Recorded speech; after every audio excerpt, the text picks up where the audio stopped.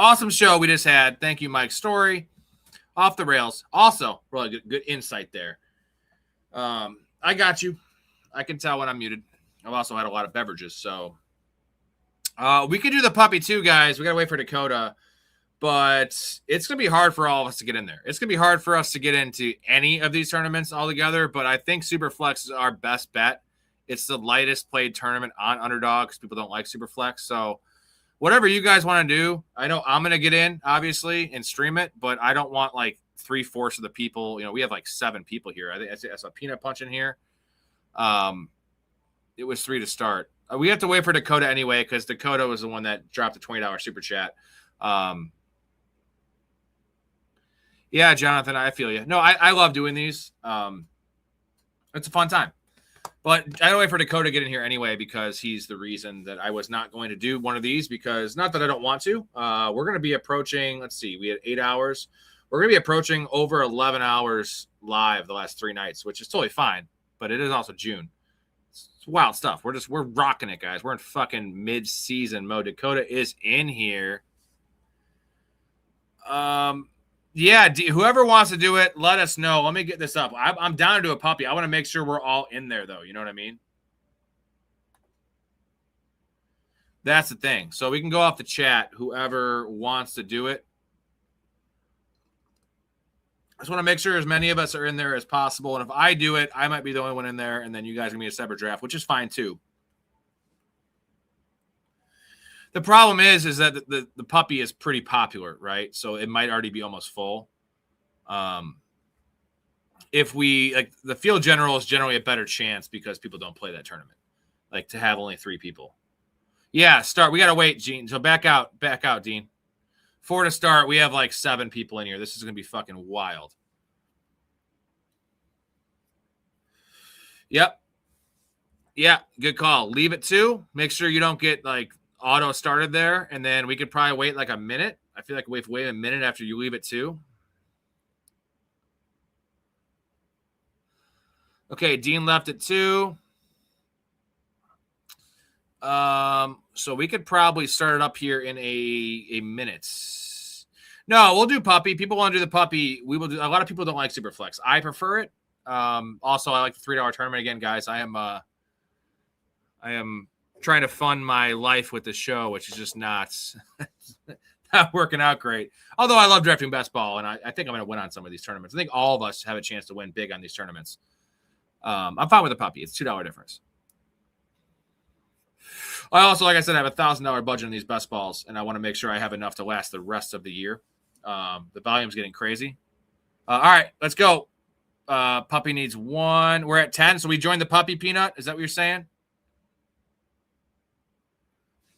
Puppy's at 10. I'm waiting to hear. So it needs 10. I'm waiting to hear what he says. If it needs 10, we're all good.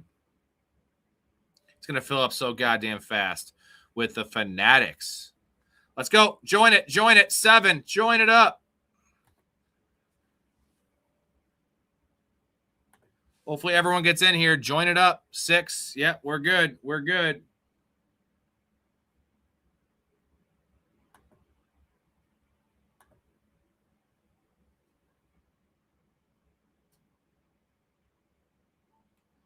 All right, I think we're good.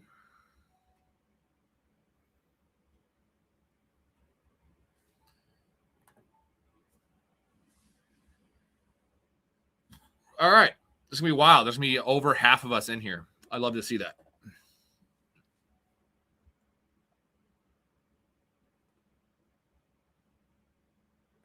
Mouse-free puppy. He's going to get real weird with it. He's going to get real fucking weird with it, which is what we want to see. We want to get as weird as we fucking can. Well, I don't know how many years on this earth I got left. I'm going to get real weird with it. Meanwhile, block the wind. I'm going to roast this bone. Jesus Christ. 6 pick. Dakota has 5. Peanut has 7. Everyone tell out their pick. What they have. Hetzer has 12. Sunday has, is that you, Dean? 11. Mouth has 10. So that's 3, 4, 5, 6. Do we have fucking 7 of the 12? We have 7 of the 12 in here, guys. 7. Derek's in here. Yeah, so Derek's Sunday. So 7 of the 12 people in this. Oh, man. You know what? I'm digging it, though. I think, the goal is to one of these times, by the end of the year, to have all 12 of us, if we get more people in the community, all 12 of us in a single best ball draft. And actually, you know what I was thinking, guys? We have all the redrafts we're going to do, the community leagues. I want to do a pretty big community best ball league on Sleeper, like 28 rounds. And just best ball, like $100 buy-in, winner take all, something like that. 12 or 14 teams, something like that, really deep. We're drafting fucking scrubs. But I like that for best ball. The deeper, the better. Let me know who would be down in the chat right now. Who would be down for $100 community best ball sleeper draft? And that would be insane if we did that for $100 winner take all, but like 25 rounds or some shit. Where we're drafting literally Anthony Richardson or something. Hetzer's not in. What the hell, Hetzer? You're the first one to comment and you're not in? Boo. Boo this man. I think, is everyone in? Everyone in here, would they all want to do that? Because we need 14 people. Let's do a fucking 14-teamer. All right, we'll take JT.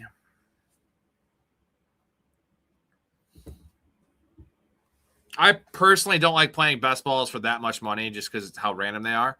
But it wouldn't be a tournament structure. It'd just be the league itself, and we could all draft accordingly. I think it'd be a badass idea. Dakota, I wasn't asking you, Dakota. Dakota's up for anything. He's like the slutty girl in high school. It's like, whatever you say, she's like, I'm in. Let's go jump off the Grand Canyon and bang midair. Yep, I'm in. As long as I climax. Love it, Dakota. Love it. I think that'd be a really good idea. Unfortunately, I know a lot of the people in there are redraft players in the community. A lot of them don't do these best ball drafts with us, so they probably would be out. I know a lot of the co-hosts would probably be out, but we're getting a nice little core here together that are drafting every night. So if we're doing these every night in fucking June, we were doing these in February, guys. So why not do it in August? I love how Dakota said almost everything. So what are you not down for, Dakota? That's the bigger question.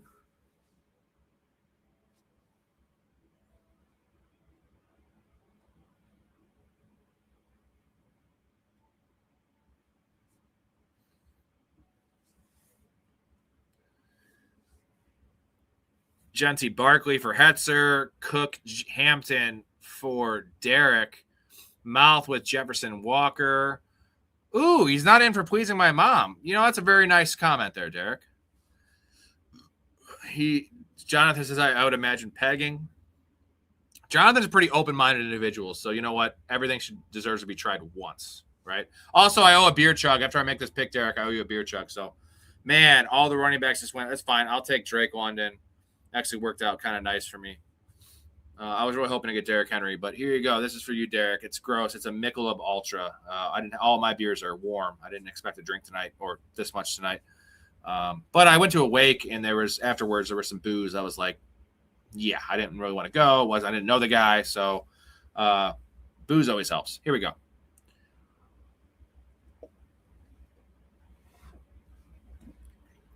I've also eaten like nothing today. What did I have? A muffin, two small little sliders, some chips, and a cookie. Which I'm a big guy. I need some more food than that. There goes Brock Bowers. George Pickens off the board. All right.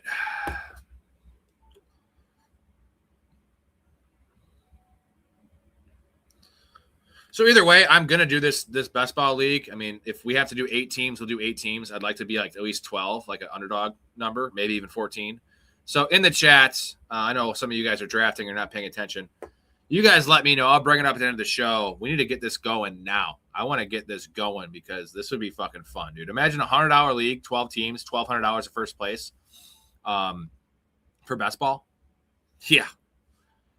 Big money. I mean, decent buy-in, but let's see here.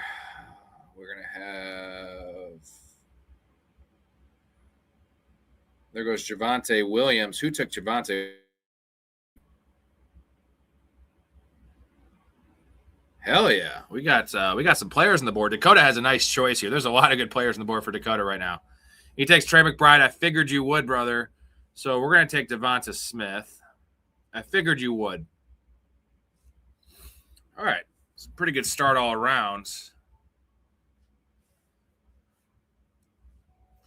Dakota you missed a big chunk of the stream, which is rare for you. I know. Shout out to Dakota, who's on a 1.5 week, 10-day little sabbatical. PTO, they call it, paid time off. I wonder if I'll ever get to this show. You know what? I would never want to take it because I actually don't think this is work. This is fucking fun for me. But most jobs, especially sales, you need some time off. So shout out to Dakota. How was the game today, man? You went to see a baseball game at Philly. I'm guessing it was a Phillies game. And now you have 10 days off. So you're going to just live it up, right? Have a great time. Maybe bang a few MILFs, if you will. Maybe some younger girls. When I say younger, like mid-20s.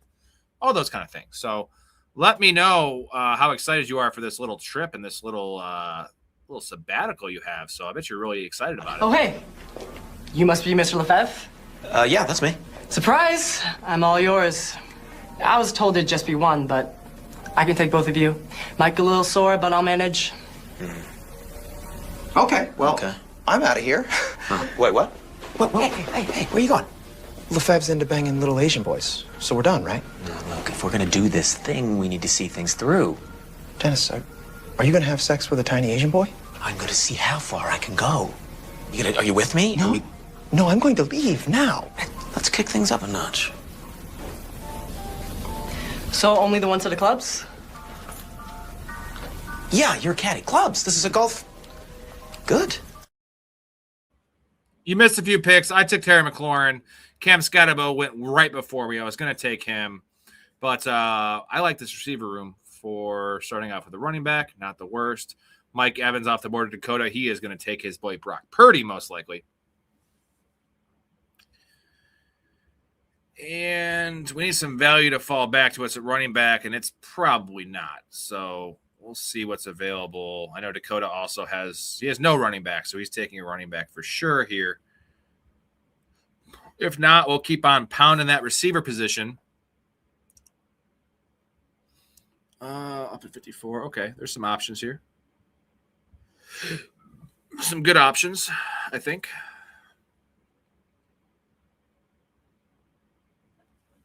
$54.67. Okay.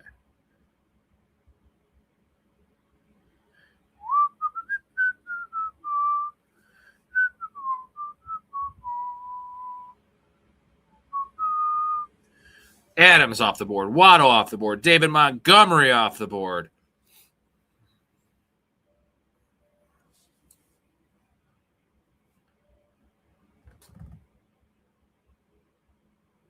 Dean with David Montgomery. Love that pick.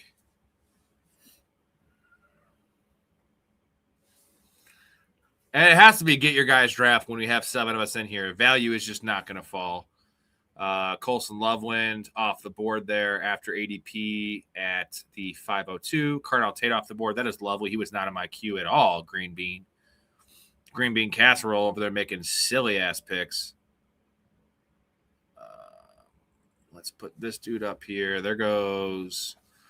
Oh, I don't want to take Bucky. All right, Jamison Williams. We're going to take Quinshon Judkins. Dakota going with the bold 0 running back strategy. I dig it, though. I thought he was going to take Judkins because he's a big Browns guy. Or Bucky. There goes Bucky off the board. I just can't take Bucky. So my receivers are Smith, London, and McLaurin.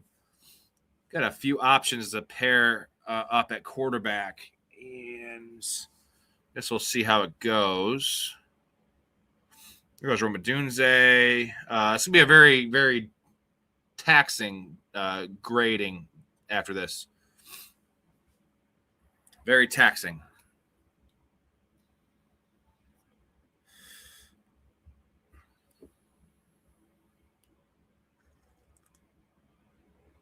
There goes Joe Burrow. There goes Lamar Jackson with Zay Flowers to Hetzer. Nice pick there. Bayshell Tootin off the board. There's some mysterious Chris Rodriguez undisclosed injury, and the report was weird. Liam Cohen said when the injury comes out, you'll know about it. Something like along those lines. It was very ominous. So I'm not too worried about it because it's June, but just like a weird statement from the coach, like to be non-committal and just say what it is. Like, what the fuck? So we'll see, I guess, what happens there. We have no idea. And there goes Jaden Daniels. God damn it. This fucking guy's got no correlation with Jaden Daniels. Cool. Prick. Moron. So we're going to take Marvin Harrison. I'm not going to reach on a stack just yet. It just sucks. Low battery for my headset. You know, I don't need my headset, though, because I'm not talking to anyone besides myself. But I like to hear my clips because I think they're funny. And there goes Caleb Williams off the board to Dakota. He is going a 0. Dakota with Caleb Williams with no Bears players. Dakota, what is the end game here? Are you going to take Cole Kmet? There goes Jalen Hurts. Fuck my life. Okay, so we have to figure out plan B. Something you don't want to ever figure out with a woman, plan B. Well, actually, you want to make sure you figure it out before the plan B has to kick in, right? So we have an option here I really like. It's getting gross, boys. It's getting gross. I don't like any of these guys, but I think we could take – I got to take this off. Okay. I'll charge the stupid headset. There goes Trevor Lawrence, Drake May. All those quarterbacks are gone round 6. So we have to make a decision here, and the receivers are all gone as well. So hooray for me, hooray for boobies, hooray for school. Dakota's going to take a running back here, I'm pretty sure. Can't take Dak Prescott. This really sucks, man. This really sucks, brother.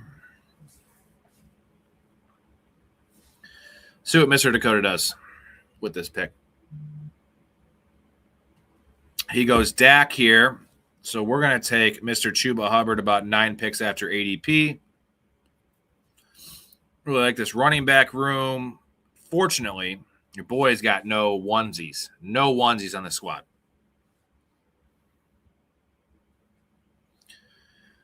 I think a quarterback should fall back, right? This dude takes Justin Herbert, but everyone else has a quarterback except for the couple guys in front of me.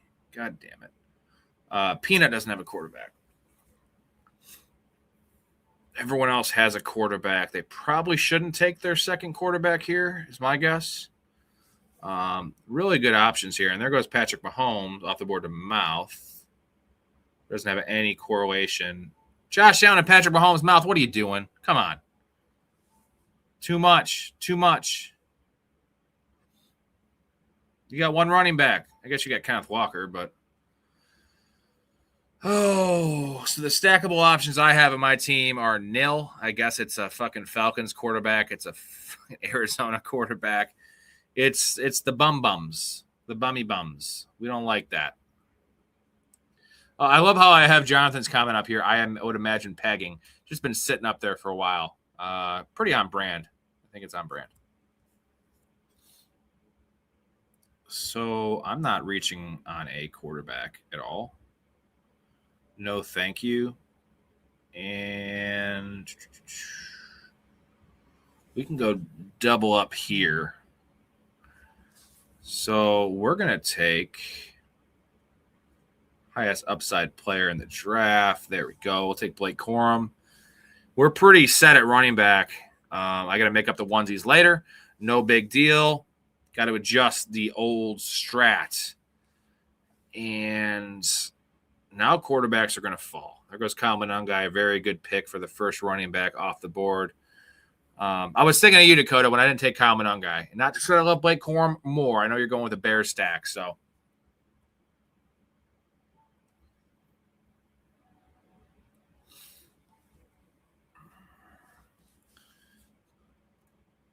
Those of you in here that have not subscribed to the channel, why have you not? You should probably do that. Get content all the fucking time, every night. 3 hours, apparently. Good way to support your boy here. Like the video, obviously, and drop a comment. Drop a fucking comment. Say what's up. I'll say what's up right back to you, dude.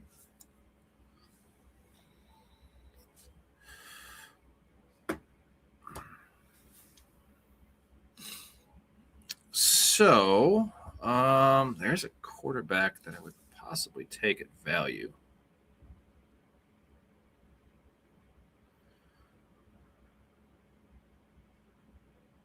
Oh, shit.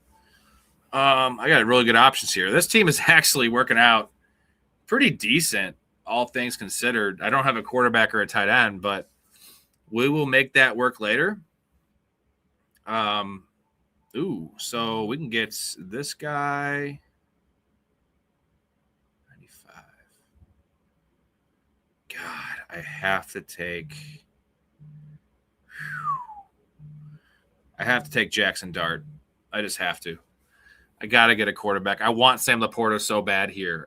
It was great either way, but we will take Jackson Dart after ADP in a draft that guys have taken a decent amount of quarterbacks. I know Mouth is about to take Sam Laporta if he's there, and he's going to absolutely love his team.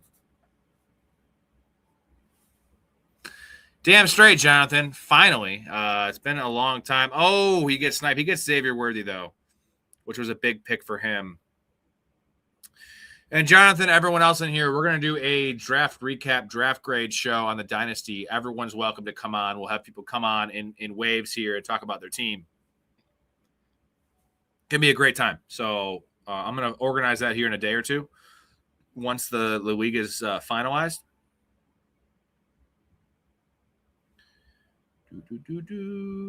Let's see here. Who's still available at quarterback? It's not great. It's not great at all. 31. There goes Mr. George Kittle off the board.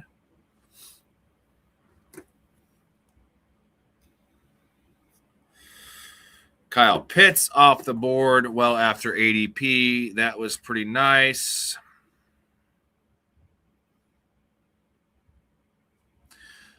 I would love to have you, Jonathan. By the way, Jonathan, check that out, baby. Yeah. It's your shirt.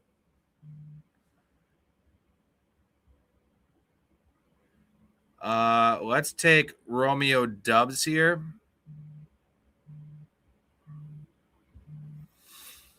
I have zero stat. I mean, I only have one quarterback.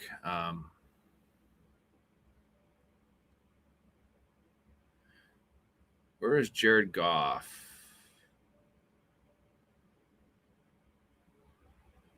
Oh. Yeah, that's a little strange. Man, they had the same buy, Derek. Come on. Was that auto draft same buy? That's not good. We don't like that. We don't like that. I got you, Jonathan. I got you. The Trump thing on the back's hilarious too. Again, I kind of align with Joe Rogan in terms of I'm politically homeless. I frankly don't care. But the people that the hate on Trump is hilarious too. So like I like to ruffle those feathers. I don't like do it personally, but like that ruffles their feathers by me wearing a shirt, for instance, which is pretty funny. I think it's pretty goddamn funny. So I could give a crap either way. I'm so worried about Bucky Irving's workload, bro, and pleasing my wife and making my dogs have a good life and just trying to have a good life myself. That politics they're not the front of my priority list. Which to each their own, though. You know, anyone is welcome to have their beliefs and care about what they care about. I'm not one to ever tell anyone what they should prioritize in life. I think what I want to prioritize in life is positivity and happiness. Happiness is a very relative term, so positivity isn't, right? And just treating people with respect, being nice to everyone. And I always like to leave a room or leave any relationship, not so much a dating relationship, that's tough, but any interaction with someone being happy, right? And not giving a negative impact on someone's life. It's a pretty easy concept, but it's gone in today's society. There goes Jake Ferguson. Man, there's a lot of really good value at tight end right now. Like a lot of really good value. Kelsey, Andrews, Kincaid. But I have no choice to take a certain guy here. And this running back's no way is going to fall back. There goes Tyrone Tracy. That was the guy I was thinking about. He gone, and he's gone. Well, Iowa's right up there. Iowa is a Republican state. I don't really know that, but it would make sense. Take likely a little ahead of ADP. I have to get a stack there, and I got to start thinking about quarterbacks here, like real soon here. And it's going to be a 3-quarterback team. This could be a 4 running back squad. I have Taylor, Judkins, Hubbard, and Blake Corum. I think I could be comfortable. I think 5 is ideal, but I could roll with 4. Receivers are London, Devonta Smith, Terry McLaurin, Marvin Harrison, and Romeo Doubs. So it's a pretty balanced team, but I have issues at quarterback. Like obviously issues at quarterback. So I think I know who I need to take here if he falls. And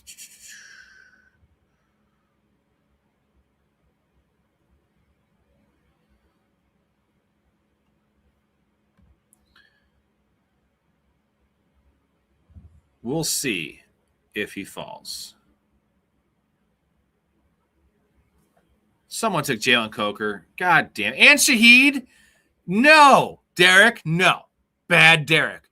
Bad Derek. God damn it. I don't like that, man. I'm not a fan of what you just did. God damn it. So we do have a naked quarterback option here that I wouldn't hate. I can't do much with in terms of stacking.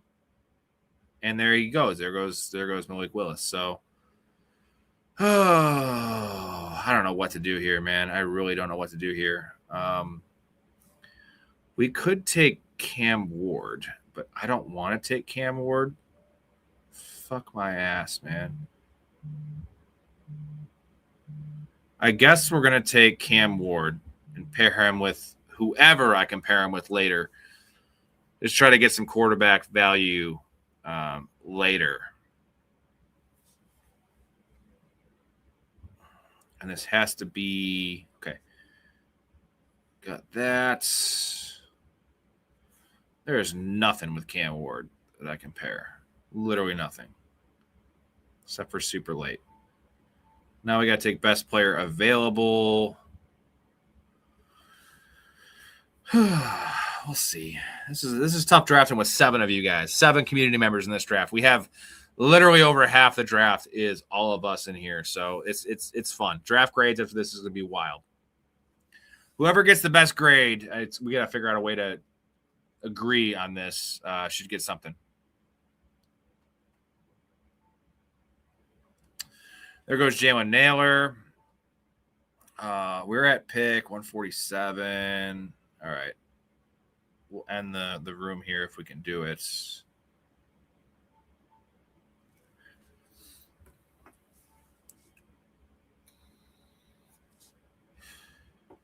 The fuck is my tight end? Isaiah Likely. Well,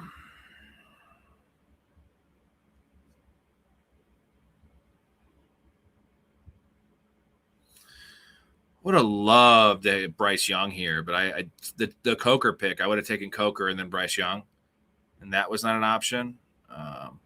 McAuliffe's liking team 2 the most. Let me scroll up here in a second. We're going to take our last running back here in Woody Marks. Team 2 is just a random fucking dude. It's not a ringing endorsement on the community because it's not one of us. We have 7 of us in here. What's up, McAuliffe? How you doing, man? CJ Stroud off the board. Bryce Young off the board. 197. We can push that one a little bit. And we need receivers like bad. We also need a tight end really bad. A second tight end pretty fucking bad. Team 2's wide receivers. Devontae Adams, DK Metcalf, Alec Pierce, Ricky Pearsall, Wandale, and Khalil Shakir. You know what? With what he's working with, though, like, I do like it. I hate Devontae Adams as a 1. But DK, Pierce, Wandale and Shakir are nice for the boom-bust nature of Adams being some touchdowns, DK, his weekly, and Alec Pierce. Like, those guys are all inconsistent. But Wandale and Shakir are a pretty nice little pair there of some floor wide receivers. Daniel Jones, Brock Purdy at quarterback. His build's elite because he went 3 straight running backs, and it's elite build because he hasn't taken one since. That's how you win these things. You have to understand if you put too much in a position early, you have to just not take that position anymore.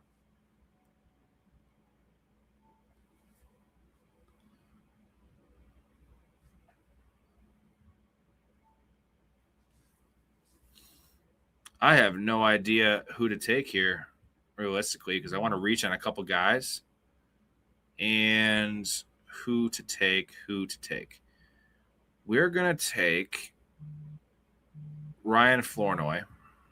Might piss off whoever has Dak Prescott. And that is going to be my 6th receiver. I have to really hope I can get what I need coming back. This receiver room might be good enough. Man, 18 rounds is just not enough. It is just not enough. There goes Hawkinson off the board.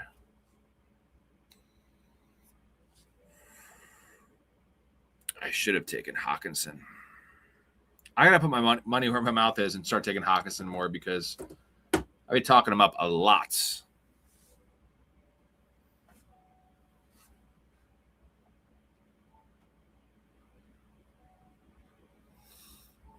Recently, McAuliffe, that strategy has worked because the running backs have stayed really, really healthy.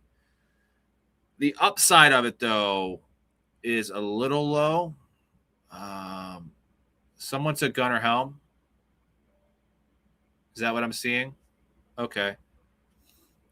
Well, I shouldn't have taken Flournoy. Damn it. Should not have taken Flournoy. If this guy takes Brissett, I'm out of this draft. Out. We need Brissett, and now I just fucked myself at tight end. I should have taken TJ Hawkinson in case someone took Gunnar Helm because I have Cam Ward. So we're going to take Brissett to get 3 quarterbacks. It's Jackson Dart, Cam Ward, and Brissett. I don't hate that room. I have Marvin Harrison. But the stacking on this team is Dart with likely Brissett with Marvin Harrison, and that's literally it. So, I hate stacking guys just to stack guys.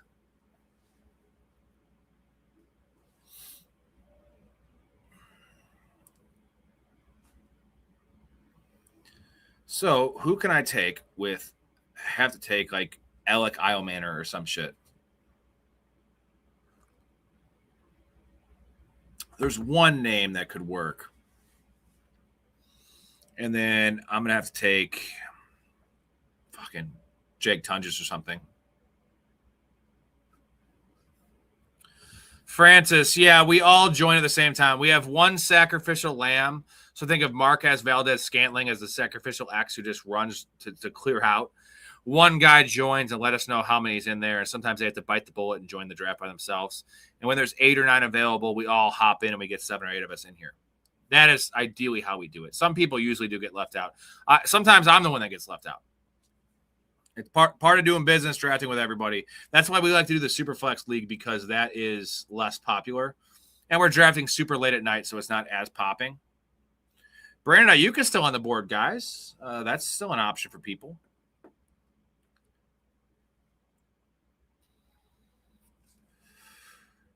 It's so hard, man. You guys are sharp. This is tough. There goes Jerry Jeudy.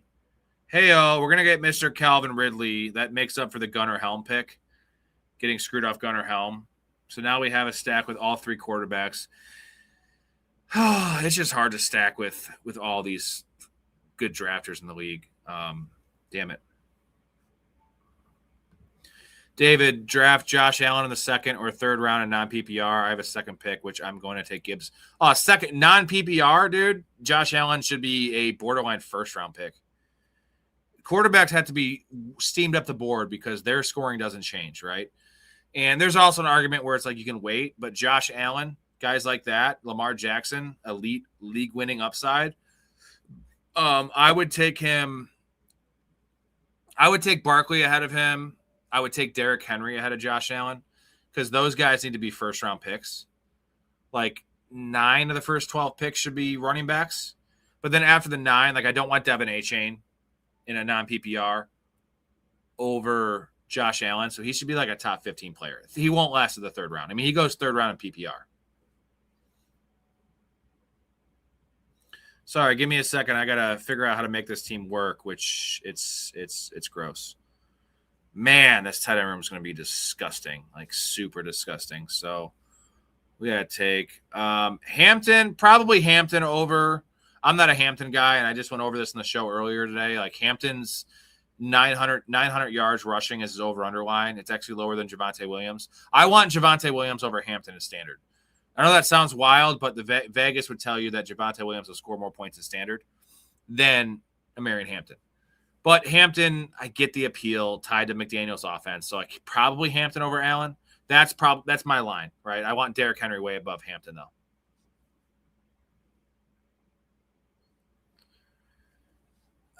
We'll see if we can make this work. And Jake Tunges is already off the goddamn board. I mean, I could never get Jake Tunges with you guys ever. It's just never going to happen. Never, ever, ever going to happen. I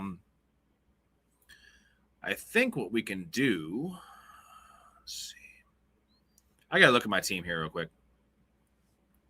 So we're drafting at the 6 hole. JT, London, Smith, McLaurin, Judkins, Harrison, Dart, Ward, and Brissett's fine. I mean, I like the team when you look at it, but the lack of stacking. I have 1 stack each with my quarterbacks.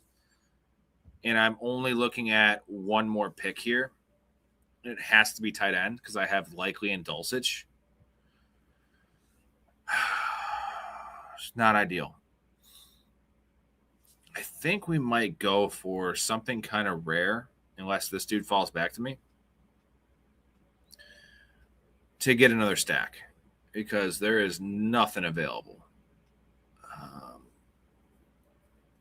Yeah, there is nothing available. We could take I think I know who we could take. Where is he at? This guy is not drafted anywhere. Okay, we're going to take one of these 2 guys.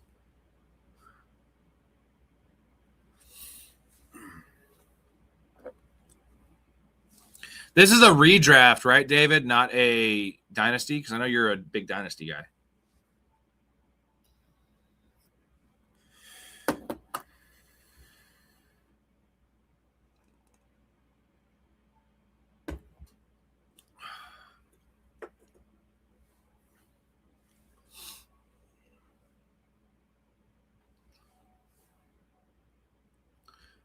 Soup Snakes has 1 tight end on his roster. It's Tyler Warren, which is pretty cool, I guess.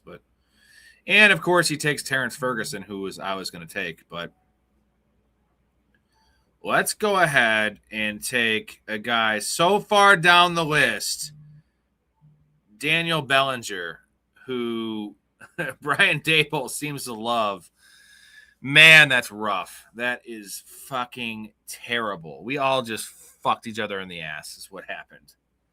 For real. I should have taken TJ Hawkinson over Ryan Flournoy. That would have changed this team so much. No reason to take Flournoy there. We all have, these picks, and that was a glaring one for me based on how tight end value just fell off the board after the fact. And I thought I was going to get Gunnar Helm, right, with the Brissett pick. And I figured I could get Brissett coming back, which I would have, most likely. Man, if that was just I should or just taken Gunnar Helm in the floor next. Anyone, but Yeah, it was between Theo Johnson and Daniel Bellinger. I think I took Daniel Bellinger because there is just no way, no how anyone's having Daniel Bellinger in these tournaments. And maybe, just maybe, Gunnar Helm gets hurt or Bellinger's in a 50-50 split. So, all right, we got to do draft grades on this thing. It's going to be rough, boys. Let's get this down and...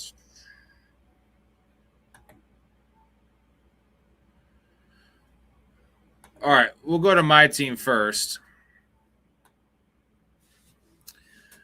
We have, let me pull this right on my lap here. This is easier if I do this.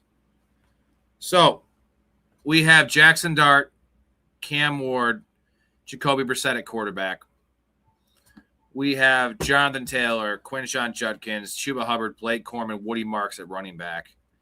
Drake London, Devonta Smith, Terry McLaurin, Marvin Harrison, Romeo Doubs, Ryan Flournoy, and Calvin Ridley at wide receiver. Sorry, Likely, Dulcich, and Bellinger. This is a piss poor tight end room. I do like Likely, but man, that I wanted TJ Hawkinson. I should have had him. Kind of lightly stacked, but I have 2 stacks with everyone. Wide receiver room is solid. Harris is my 4. I like Doubs as 5. The team is good. It's just the quarterbacks are a little questionable. Tight ends are very questionable. At least I have 3. I have 2.5. And the stacking is not ideal. So I'm gonna kind of ding the stacking on this team. And I think it's in the low B range, personally.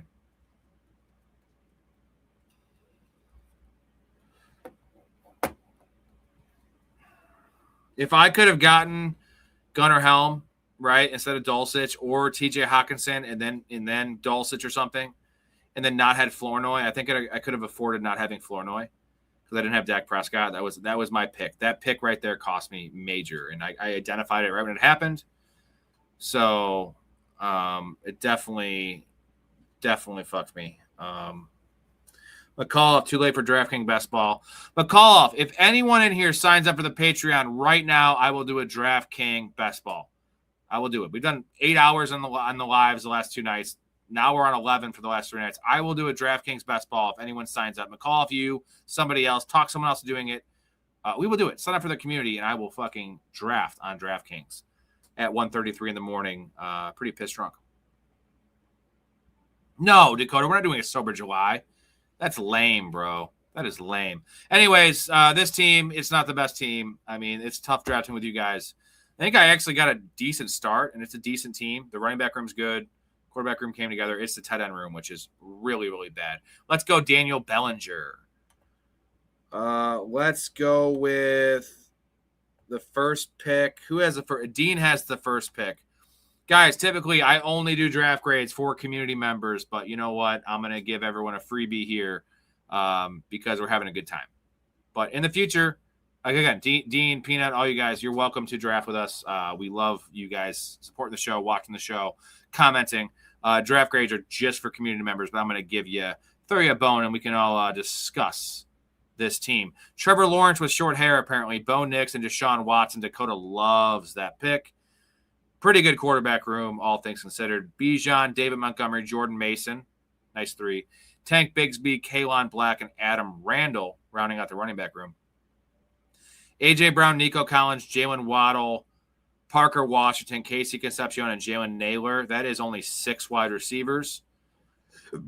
Harold Fannin, Chickaconquo, and Gunnar Helm. Man, I'm not just saying this because you took my Gunnar Helm. I think you needed to make this a two tight end room with Harold Fannin and Chickaconquo because your receivers, Parker's a fine 4, but Concepcion and Naylor only having 6. I don't love that you have 6 receivers in this team. I think this needs to be 7 receivers. You need to roll the dice with betting on Harold Fannin being that tight end 1 every week and Chickaconquo being an upside guy. The Gunnar Helm pick doesn't do anything for you, and like if you don't have Cam Ward ahead of ADP, that is the issue with this team. You need a 7th receiver. It could have been, I'm trying to think, it could have been Jerry Jeudy. How about Jerry Jeudy on this team with Deshaun Watson? That would be the answer, I think. Other than that, though, I do like the team, but 6 receivers is going to be rough when Jordan Mason's your 3. So I'm going to go C+ with this team to B-. I mean, I think all of our grades are going to be pretty bad because everyone in this, we all like pillaged each other's players and took value when it was there. So there was no value for any of us. Like, I love the quarterback room. I do appreciate the running back room. And the top 3 are good at wide receiver. It's just I want a little bit more. I just think filling the 3 receivers sometimes, if you have an injury, is going to be an issue. And I just wish it was Jerry Jeudy. Like, give me Jerry Jeudy with correlation with Deshaun Watson. That's just kind of off the top of my head. Over Gunnar Helm. I'm pretty sure Jerry Jeudy was still available. Let's move on to Dakota squad here, picking at the 5 hole. Caleb Williams, Dak Prescott, and Sammy Darnold with a very interesting running back room. I'll say this: Kyle Monangai, Kenneth Gainwell, Chris Rodriguez, JCM, and Dylan Sampson. You know, for waiting at running back, this came together pretty nice. But, you know, you're going to have some weekly floor with all 3 of your top 3 guys. And then you have Sampson, who's a floor play as well. JCM is your X factor. You need him to break out on this team. But the quarterback room is super elite, almost too elite. I think Caleb and Dak is just fine. But you have JSN, so that's why you took Darnold, so I get that. JSN, Pickens, Mike Evans, Jamison Williams, Travis Hunter, Malik Washington, and Davian Wicks at receiver with Trey McBride, Brenton Strange, and Mason Taylor. Why did you take Mason Taylor? This is a 2 tight end build. Trey McBride's 2 tight end build. That is the first thing that jumps out to me because you already have Travis Hunter. So I think I would have preferred a 6 running back on this team. Or even another wide receiver. Maybe not another wide receiver because you have Jameson Williams as a 4. So probably a 6 running back. I mean, but your team's pretty good. So it's like, I understand why you did it. If this was Jake Tunges, and Jake Tunges actually wouldn't work. Greg Dulcich maybe over Mason Taylor. You know, I was a big Mason Taylor guy for a while, but just seems like a very crowded room. So this is in the B range, though. I do like this team. Very questionable running back room. Again, I would prefer you not take Sam Darnold. I know it was for the stack. That is kind of where the 2 things I just pointed out I don't love in the B range. Let's go on to Peanut Punch's team. Kyler Murray, Tyler Shuck, and Aaron Rodgers at quarterback. Derrick Henry, Cam Scatterbo, Ramondre Stevenson, Aaron Jones, and Nick Singleton. Lovely running back room. Fucking lovely quarterback room, how long you waited. At ADP essentially for everyone but Aaron Rodgers. And then we have St. Brown, Chris Olave, DJ Moore, Jordan Tyson. Jordan Tyson is a 4. Jordan Addison, Stephon Diggs, and Torrey Horton. I like the Torrey Horton pick. Not correlated, though. And then Juwan Johnson, Pat Freiermuth, and David Njoku. This is an issue, but it's not as bad as my tight end room. Running back room's great. Quarterback room came together pretty good. And let's see here. St. Brown, Olave, DJ Moore, Jordan Tyson, Jordan Addison, Stephon Diggs, who could be a great value when he lands somewhere.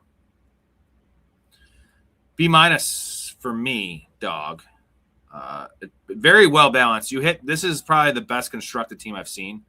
You hit the construction, the roster construction angle pretty high. We have Mouth here. It's a very unique team. Good call, Peanut. Very unique team. Josh Allen, Patrick Mahomes. So we didn't take a 3rd quarterback. I feel like reaching on Mahomes there with Allen was not great because you got value on Allen. Kenneth Walker, RJ Harvey, Keaton Mitchell, Jonah Coleman, Emmett Johnson, Emmanuel Wilson. Emmanuel Wilson might save this running back room because you need someone early in the season. You got 2 Denver guys too, which I do like. That kind of balances it out, but it's a rough room. Justin Jefferson, Garrett Wilson, Christian Watson, Brian Thomas, Xavier Worthy, Antonio Williams, and Skylar Bell with Kyle Pitts, Kincaid, and AJ Barner. 3-6. I mean, the build's pretty good. The quarterbacks are going to be the most elite in the league with only 2, which is super nice. You need this running back room to work out. But again, having both Denver running backs, I do in this specific scenario, I do dig the 2 running backs on the same team because you need just something, right? You need 9 points from that spot because the rest of your team is really solid. and the tight ends is really good. So solid B for me on this team. It's risky. It's a YOLO. And 2 Kansas City backs too. So I guess I didn't see that. Emmett Johnson. Yeah. Solid B. I do dig this team. Risky. Ballsy. We have Derek's squad here picking at the 11 hole. Joe Burrow, Jared Goff, Fernando Mendoza at quarterback 3. We have James Cook and Marion Hampton, Jadarian Price, Rico Dowdle, and Katron Allen. This is a running back room right here, man. You could have almost just had those 4, honestly. Katron Allen is a kind of a luxury pick. I would have liked just 4. T. Higgins, Ibuka, Chris Godwin, Jalen Coker, Shaheed, Tesla, Trey Tucker. Do you have Baker? You don't have Baker, unfortunately. Love the receiver room. Kittle, Tonjes, Gasecki. This might be my favorite team. I think this might be. Is Mendoza correlated with anyone? Trey Tucker. I think this might be my favorite team because the quarterback room is insane. It's very good. Jadarian Price, who I don't like after ADP, is a fine 3. Rico Dowdle's a good 4. So this is a good running back room. You could have rolled with just 4, like I said. Higgins, Ibuka, Godwin. So the receiver room is weak, but Coker, Shaheed, Tesla, Trey Tucker, I dig that. Godwin, Ibuka. So the receiver room's a little weak, but Kittle, Tonjes, Gasecki. Man, I want to go B+ on this team. I think I do. Well, Tonjes is fucking fine. Tonjes, if he's a starter, like we just want Kittle to get well. If Kittle gets well, like I'm not worried about Tonjes Gasecki start because Tonjes is a tight end 1, right? For the foreseeable future. Yeah, tight end room's a little weak. Wide receiver, maybe solid B. But this is, I think, that my favorite team I've seen so far. The grades are all gonna be lower, guys, because we all drafted this. We had 7 of us in here, so it was a tough room. And let's go to Hetter's team. Lamar and Jordan Love at quarterback. Good value on Lamar. Genti, Barkley, Tootin, Pacheco, Algier, Justice Hill, Chris Brooks.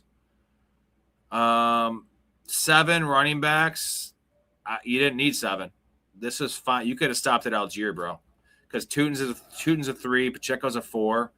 Algier 5. You should have stopped at 5. We'll see what the rest of the team looks like. Zay Flowers, Ted McMillan, Jaden Reed, Matthew Golden, Trey Harris, and Ted Hurst with Kraft, Andrews, and Goddard. I do like this squad, but you needed to not take the last 2 running backs. If this team was a 2-5-8-3 build, regardless of who you took, Justice Hill and Chris Brooks are scat backs, right? So they're not going to – you have Barkley, Genti, and Tootin, and Pacheco, who is going to have a role. You needed some more firepower at wide receiver. You could have had an A grade if you did not take the 2 running backs because Jaden Reed is a 3 and Golden is a 4. Trey Harris is a 5. Ted Hurst. Trey Harris and Ted Hurst are all unknowns. I like both these players. Unknown. So if they don't hit, you're literally going to have to start 3 of 4 of Zay Flowers, Ted McMillan. You're going to have to start 2 Green Bay receivers every week. C+. But this had the makings of an A- team.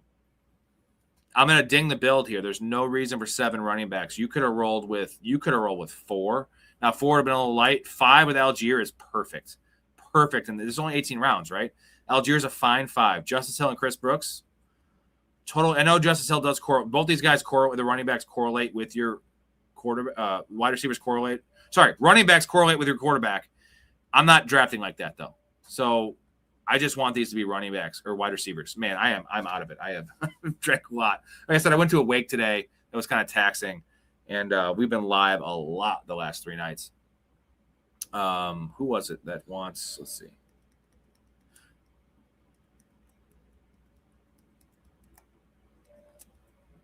Yeah, too many running backs. Oh, it's not 7's fine if you like Dakota, for instance, could have taken 7, possibly with taking Monungai as his 1, but he still didn't because you have to bank these guys getting bigger roles, injuries happening. If you want to win this tournament, you need to have extra receivers. You have to. Jedi wants to do a DraftKings. I'll answer a few questions. Like I said, if anyone signs up for the community, guys, I will do another draft.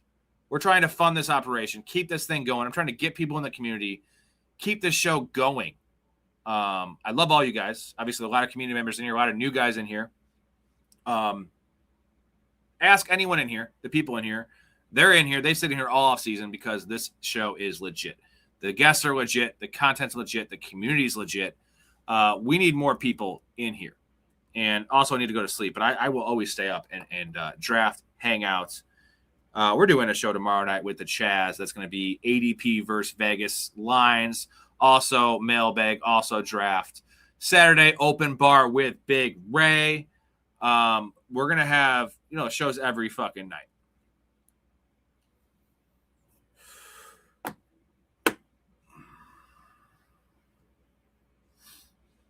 Well, Jonathan, good call. They all can still get in. It probably makes more sense if you want to just not get in now and get in through the season when the info gets more relevant, I suppose. Get a leg up now, though, and you're also supporting a small creator, and this is the place to be, guys. It is the place to be. I think everyone in here knows that. Like I said, it's not. There's no gun to your head. There's none of that kind of stuff. But this is the make or break year for me, and I am. You guys know I'm grinding on this shit every single night. And in order of peanut punch, there you go. In order to keep this up and not get a job again, which fuck, I don't want to go back to that because I fucking love what I do here. I love it. I need to make this work. My wife is also on my fucking case, even though she doesn't. I actually do totally believe in this thing. I've been doing it 5 years and just the streams for a year. I really do believe in it. It just needs to. I need a lot more people to believe in it. If that makes sense. And good call, Mr. Free Throw, Derek. We love Derek in here. It is the place to be. And I am slow on these clips. Sometimes I add a clip and it changes the order a little bit. And why can't I find it? Why can't I? There it is. It's the place to be. It's, what do you call it, Kramer? It was. Come on, Rudy. Come on. We call it the place. The place to be. Yes. Actually, Jedi, what's funny is I had a sponsorship from a Canadian daily sites, and no skin off my back, and I got $250 for it, and it was based on signups. But bro, this site was janky as fuck and sketchy, and I wasn't going to sign up myself, and so I sure as fuck was not going to lead people down that rabbit hole just to get the money. You know what I'm saying? To get he was going to give me 50% of whatever they deposited. And I was like, they did pay me the check. So I got the check. I went through, but I was not going to risk. Also, essentially that's risking my reputation. I'm not trying to get anyone scammed on here. So I was like, man, I'm sorry. I'm going to try to push your thing, but it's hard for me to push something that I'm not willing to do myself. So that was an issue. I'm in the works with Fantrax right now. I really need that because I do 35 leagues and 10 of them are home leagues. So I do 25 public Fantrax, big $250+ leagues on the stream. So I figured why not? They should sponsor me. I'm going to push their site. Fantrax is not really well known, I guess, Yahoo and ESPN and Sleeper. So I'm in the works with the guy, but we'll see how that works. That would be huge to have a sponsor because I'll sponsor anything. I don't give a fuck. Goldfish beer, anal lube, whatever the fuck it is. That would be huge. Whatever. Again, I'm kind of Amish, bro. I'm not saying I'm a dumb person, but I'm good at hosting. I'm good at making content. I'm good at all these things, fantasy football, clearly, but not the business aspect of it, right? And I'm also so immersed putting in 5-6 hours a day in this show this time of year, watching film, all this stuff. In the actual season with all the fantasy leagues, I'm putting in 12 hours a day. So I can't be out there fucking grinding business. And Storey is that guy, but he also owns his own business. So he's a partner with me, but he has a wife. I can't ask him to do all this work for me. So it's tough. Anyone knows any sponsors, whatever. At this point, I think my best goal is to grassroots this thing. And, a lot of you guys in the community, I appreciate because you've been with me since day one of the stream. So if this show blows up, it's gonna be awesome that I know so much about you guys. We're fucking family. So once it gets bigger, I'm not going to be able to have the intimate knowledge and relationships with these people if 20 people join in a month. I can't get to know. Now I'm getting one person a month, and I've gotten to know each and every one of you guys. You have gotten to know me. So like that's a super nice part of the show, and I do love it now. It's like cool to have like 15 people in here I know, and we're chatting and like inside jokes, those kind of things, which is fucking huge. So awesome. Appreciate it. I think entertainment's huge, man. Like, because anyone can watch Fantasy Pros, which I actually used to watch a lot. And it's just not entertaining to me. And if we all know ball, I think so. Like the knowledge you get is a plus, and we all have our own opinions on players and whatever. But like, I want to. If you're gonna watch someone for hours on end, you want to also be like entertained and get some good knowledge. This is a signed Ricky Williams jersey. It's signed in weed resin, which is kind of cool. That's a Dwayne Haskins jersey over here. There's not many. They don't make those. That's signed Dwayne Haskins. He can't sign any more autographs. So there's some breweries around here, but you know what, Derek? I can't drink IPAs anymore. Also, I'm 250 pounds, but I drink too fast, bro. And like, I'll drink 12 IPAs in 3 hours, and I'll just pass out. That wouldn't work on the stream, but I would do it for sure.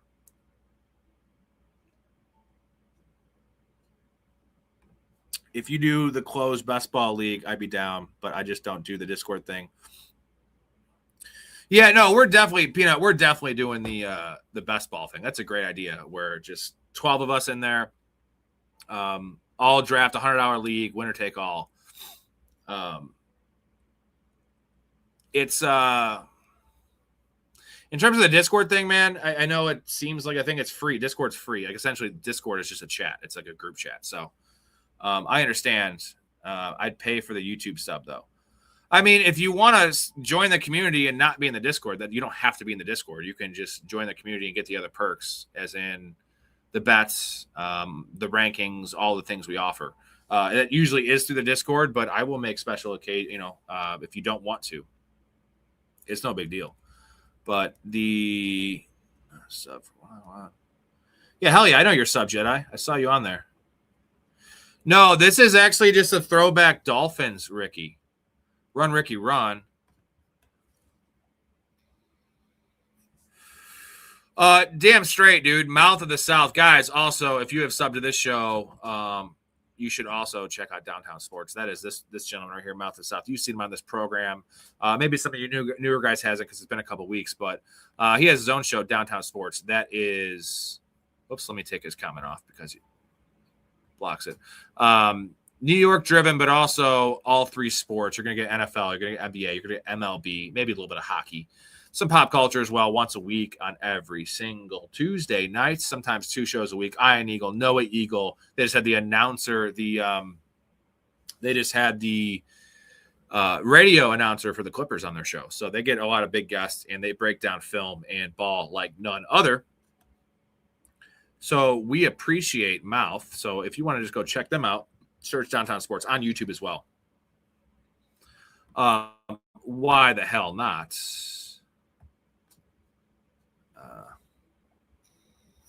Having a Fanatics League where people get by in the league that you talk about and post throughout the week, redraft league.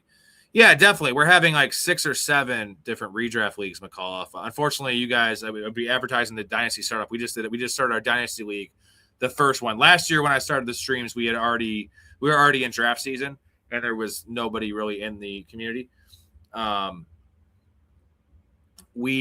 know what? We'll do one more draft, Jedi. We will do one more draft. Why the fuck not? Hot Shower Bob, I love your mom. This is the guy that loves taking bubble baths with my mom, and I just want to highlight his comment here because my mother is 67, so you can do better than that hot shower. Please. Guess what? If you can get her, more power to you, brother. She's still married, by the way. My dad's also like Chuck Norris. He will whoop your ass. But if it's worth it to get a piece of ass at 67 to get your ass kicked and make a fool out of yourself on this program, then I commend your effort, man, and I'll give you her number, actually. I will. So, yeah, anyways, like I was saying before this moron hopped in, there's 6 or 7 redraft leagues we will do. You can hop in, all paid through League Safe, which it all pays out through emails, whatever. I don't know if you guys have done League Safe, but I definitely want to do this best ball league. So, is Ricky still fucking puffing that Chiva, bro? Is he still hitting that? Your mama is expecting a baby, by the way. Hot shower. My mom is 66, whatever, almost 67. She can't have babies. Do you know how, like, do you understand how nature works? Like, she's post-menopausal. Like, menopause is gone. Waved bye-bye to her years ago. So you are awful. Like, you're just stupid. So congratulations, though. Hot tub. I will just keep on diving into this moron. Your mama waiting. Hot shower. I'm going to fuck your dad, bro. How about that? I'm going to make him gay. I'm not even gay. You seen Brokeback Mountain? We're going to get a tent. We're going to go be all smelly up in them Wyoming woods and mountains. And we're going to get real bad. No lube either. I'm giving your dad no lube. He has to use lube with me, though. How many teams you got? I got 30, and I'm on a week break. Best ball teams, I probably drafted 90 at this point. Please do count me in on the draft. Jedi, are you talking the best ball draft or one of the redrafts? Which one do you talking about? Dorothy Mantooth is a saint. You don't talk about her. Great reference. We got GT in here. What's going on, dude? Oh, God. This guy. So funny. What don't you trust about redraft leagues, Jedi? I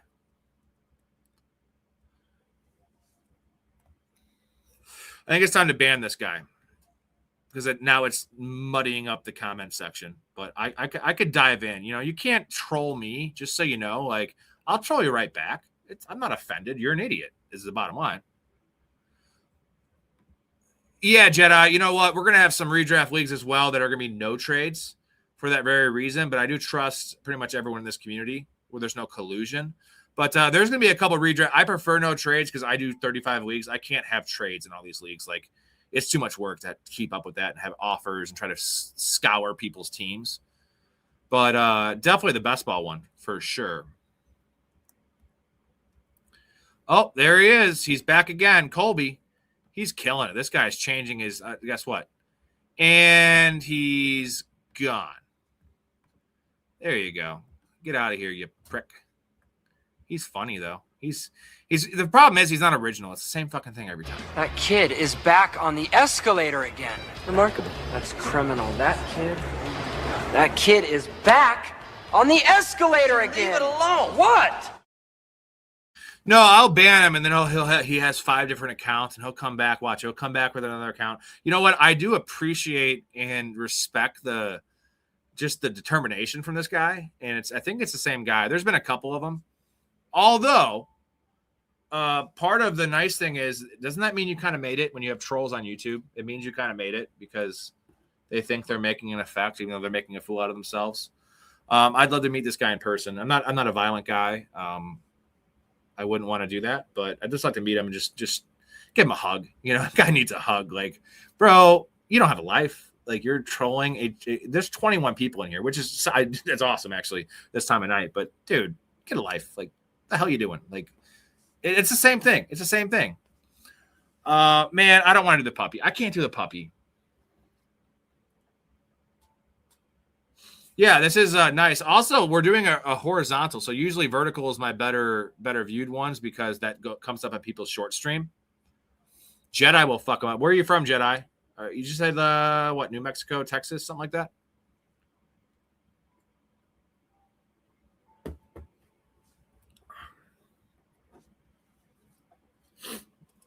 One thing I do know is that my boys, Derek, Mouth, Dakota, GT, Blake, if I forget anyone, I'm sorry. You guys are loyal as shit. You guys watch 3 hours a night, which means I'm doing something right because that's a lot to watch one person, even when I have guests every night in the off season of the NFL. So I fucking appreciate that shit, man.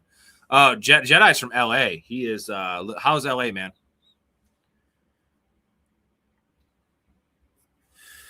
It's got to be Chargers, right? Because the Rams aren't really an LA team. They're not an LA team. They are now, but there he is. Check it out, Harvey. Harvey's back. The one-hand jam going. We talked about this earlier, Harvey. The one-hand jam, my question to all the people in here was, can you jerk it with your opposite hand? And not many people can, right? They can't. And I'm going to try it later, I think. There we go. See you later, buddy. You're out. Debo should have. Unfortunately, there's other things that work with Ayuk. We don't know about the legal situation. It's not a major thing, but all right. Let's do a super flex. Is that okay, Jedi? Can we do a super flex? Budget constraints for me, and also I know we can all get in a super flex. I don't think we're all getting a puppy. But Hetzer, sometimes that would be a good thing not feeling the same, right? Because it feels different and we're used to the same thing. So it's like, think about like heroin. Like, I've never done heroin. I know a lot of people that have. But like eventually you get you get used to it, right? You build up a tolerance. So like we get a tolerance to our right hand. You do something new with the left hand. And now we're cooking. Mount's got to hold off. 11 spots open. All right, let's do this. Whoever wants to draft, let's do this. And we're doing the super flex, guys. Field general. Field general. 11 spots open. This is one never fills up. So there we go.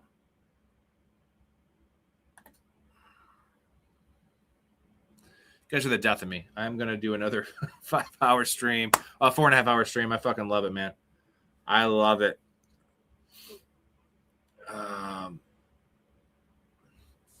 I want to do the Frenchie Jedi. Like I said, I do have a budget on this program. At least I do in my life, and also my best ball budget. Like I said, I've never been a poor man. I've been on my own since I was 18, and worked in the golf industry for 19 years. And I have decided I quit that, took a job in sales, totally fucked me over, and I decided to go with this. So I'm roughing it right now, and I also don't want to sacrifice the time I put in the show to even get a part-time job. So eventually I'm going to have to do it probably, and then I won't be able to do live every night, and definitely not 3.5 hours every night. I don't want to do that. I don't want to live in that world. I want to live in the world where I'm hanging out with you guys every fucking night. I'm going to keep pushing, Mouth. I'm going to keep pushing. Don't you worry. I got this football season full time as we're going 25 hours live, all the other times, all the other stuff I'm putting in. And then I had to reevaluate after the football season, depending on how it goes.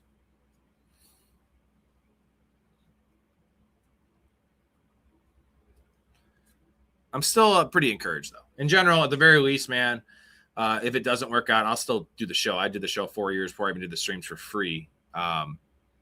And I did think I built a pretty badass community with people I'm going to be friends with for life. So that is a kind of something I can hang my hat on, right?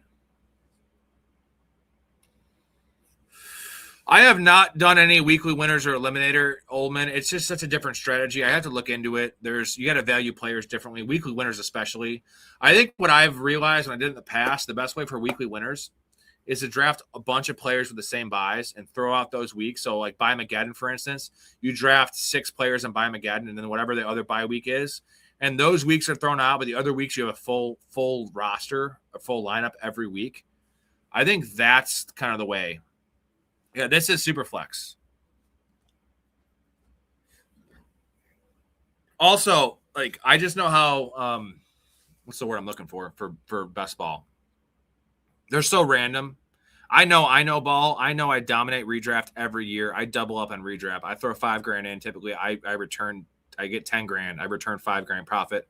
Best ball has not been that consistent for me because you got to win one of these tournaments or place really high. I know I'll win in redraft every year. I've only lost 1 year the last 15 years, lost money. It was like $300. Best ball, I can't guarantee that. So this is a big, not a business for me, but this was my winter job for a long time. I know redraft is lucrative on my end. I don't know best ball is. I've probably even all time on best ball, which isn't bad, but I'm not in the these are fun for me. These are mock drafts. I treat these as mock drafts and content and all that kind of stuff. This is GT. This is the field general super flex. You got 2 spots open. You better hurry. Field general. Let's go, GT.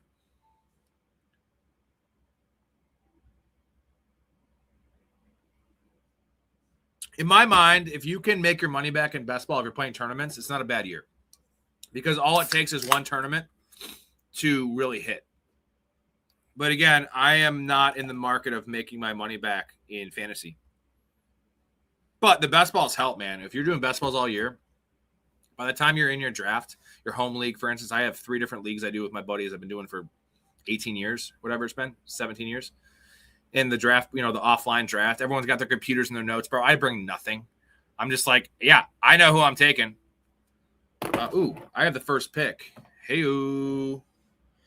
So the prep is real, right? The prep is huge. So we're going to go ahead and get Josh Allen. I'd be tempted to take Lamar over Josh Allen because I do like stacking Lamar better. But let's not do that because I don't have a lot of number 1 picks. I don't have Josh Allen very much. Yeah, Jedi, all you guys, we are going to definitely, I've made the decision. I want to do this $100 best ball tournament, community league. We should do it. We could do winner take all. We could do top 3 spots, whatever we want to do, pay out. 12 teams, $100 league, and we can do like 1,000 to first and 200 to second, whatever you guys want to vote on. Obviously no tournament style. It's just 12 of us. And that would be one of the more paid attention to leagues because best ball is super fun to pay attention to because we can't control it. So I'm going to post that in the Discord tonight, guys, and I'm sure that league's going to fill up like fast because everyone loves best ball. Drake May at 3 to GT. I love it. So GT's at 3. We have Jedi at 4, Peanut at 6, Mouth at 7. Mouth, you said they were going to draft. I love it.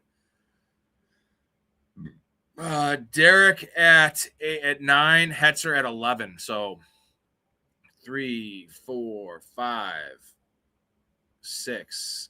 We have 7 in this one as well. Dakota is not in this one with us. If Dakota would have stayed on, we would have had 8 out of 12. Wild stuff, man. Wild stuff.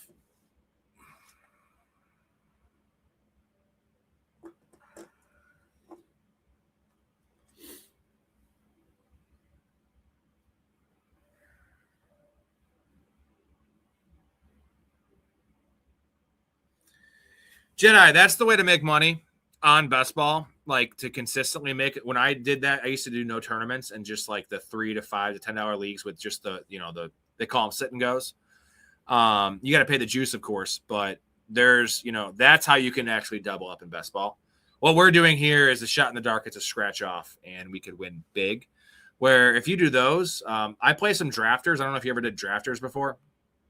It's season. There are tournaments, but there's also a lot of the individual, like you're talking about sit and goes, and it's total points. Just there's no playoffs, which is similar to what Underdog does. But even in the tournaments are total points, which I do actually appreciate. Drafters is really fun, and I like DraftKings is my best. All right, Jedi, you're in. Like I said, you have to join the community to get in. I have to give it to my community members. And you have some time. Like I said, it's not going to fill up overnight, but it's 12 teams, and we have 45 people in there. So it will fill up. But I can hold your spot. I mean, it's not going to fill up tonight, obviously. But I can hold your spot and talk to you in the streams and get you in there whenever you want to get in. But I do all the leagues are for community members only. When I say community members, Patreon members, supporters of the channel. Like I said, love to have you in there. It's the $10 tier gets you access to pretty much everything. The biggest tier gets you guest appearances on the show if you're interested in that, and then like I will draft your teams with you, which I don't think you need that tier personally. Not saying everyone does. A lot of people just do it to be awesome people to me, which I appreciate everyone in there. All the fanatics out there, you know who you are. Derek, especially, you know who you are.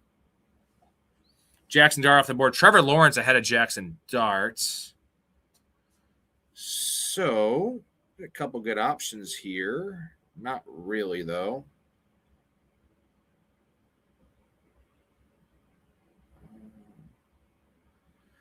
There goes Brock Purdy. Fuck my life. Gross, man.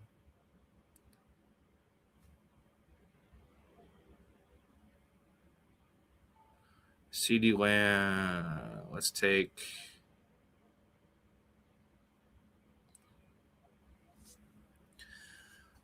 We could do a live draft, Peanut, but we could also do a slow draft. We could do a 1 hour slow draft or something like that for whatever. We could start it in early August.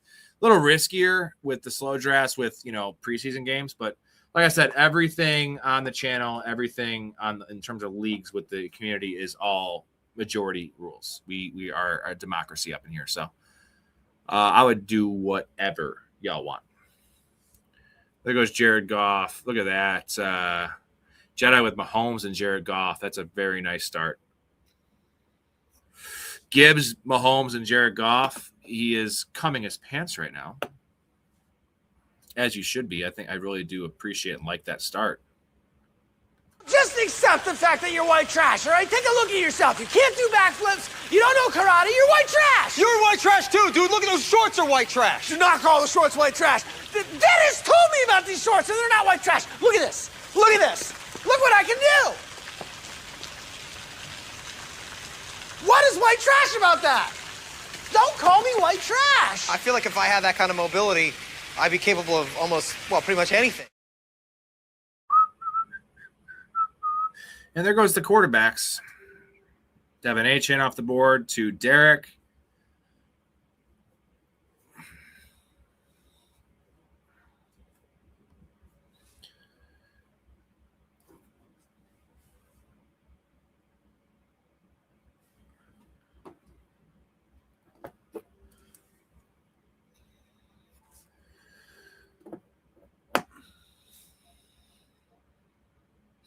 Derrick Henry to Hetzer. Dak Prescott, Justin Herbert at the turn.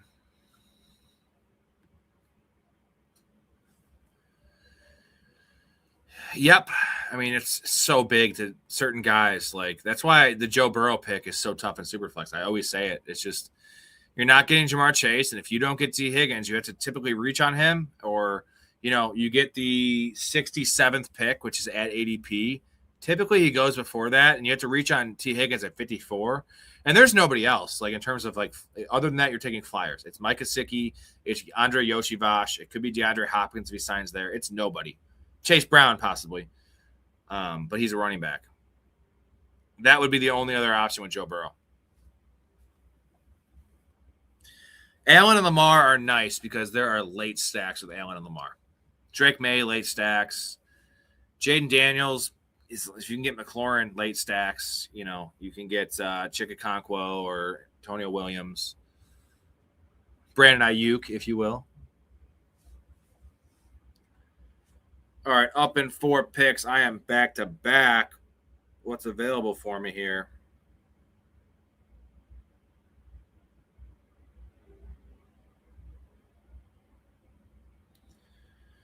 Yucky stuff here.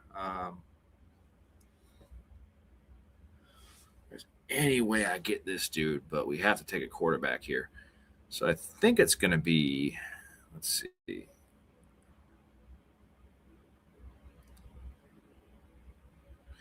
GT's timing out, and he's going to take A.J. Brown. Nice pick there. Nice pick. Little stacky stack. And take here. Take Cam Ward.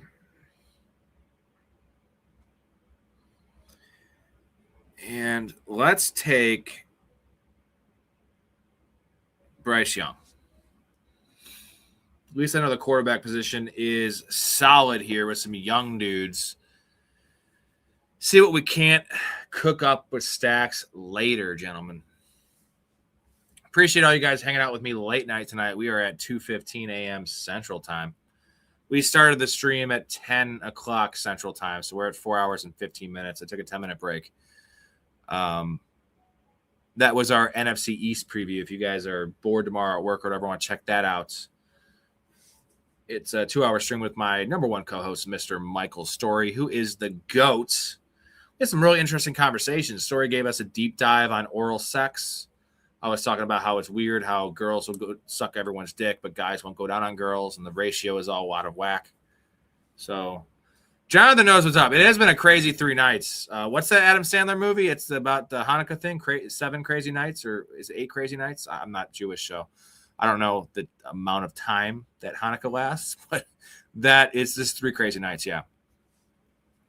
We're going to do over almost 13 hours and 3 nights in June. That says it all, guys. Just wait till the season starts. They're all 3-hour streams. At this point, maybe even more.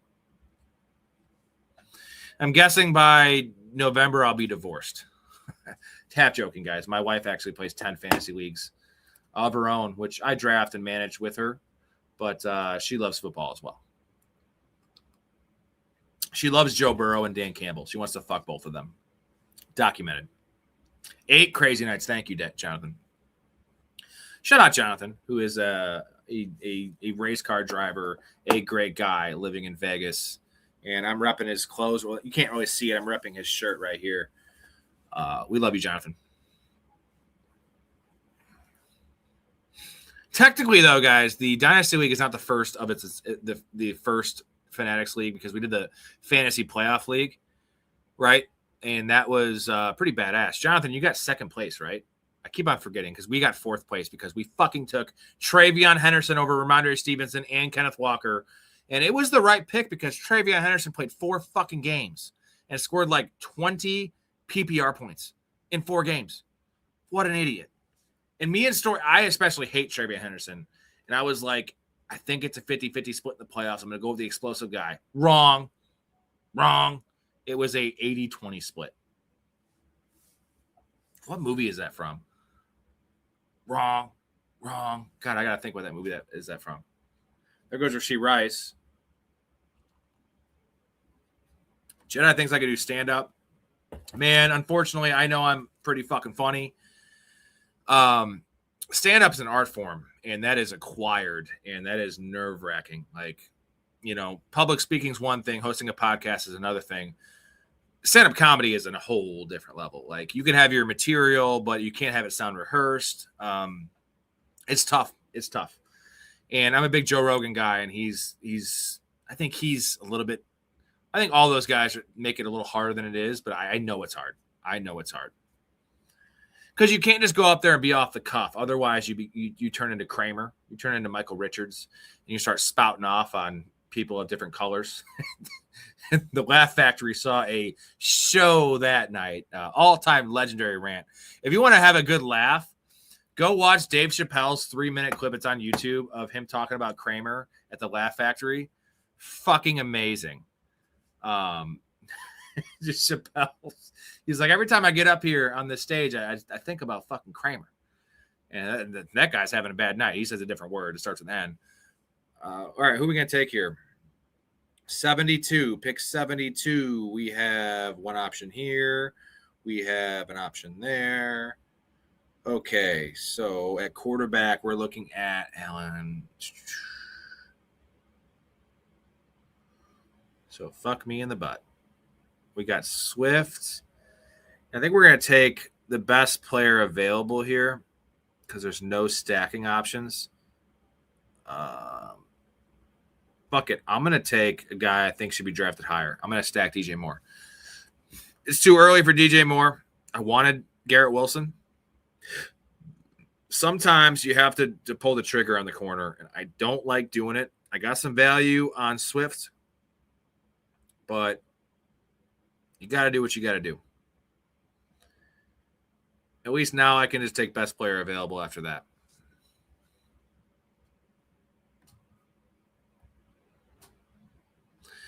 The ending of the fantasy postseason league, though, Jonathan, as you know, I know we were eliminated. We had a chance for third.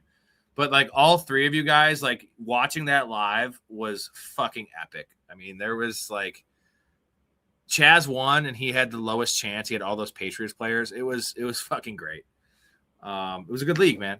So if that's any sign of what these Fanatics leagues are going to be like, I'm fucking in. I mean, you guys obviously know I'm in. But, like, it's going to be fucking great. And the Dynasty League should be just as great because this is for real. This is for life, essentially. And all you guys have earned the right to be in the Fanatics League because you're all fucking Fanatics in the Patreon or co-hosts of the show, right? The 3 other teams are all dual managed co-hosts, me and Storey, Ray and Chaz, and Tom and Nick O. So it's a lot of fucking shit talking. I love it though.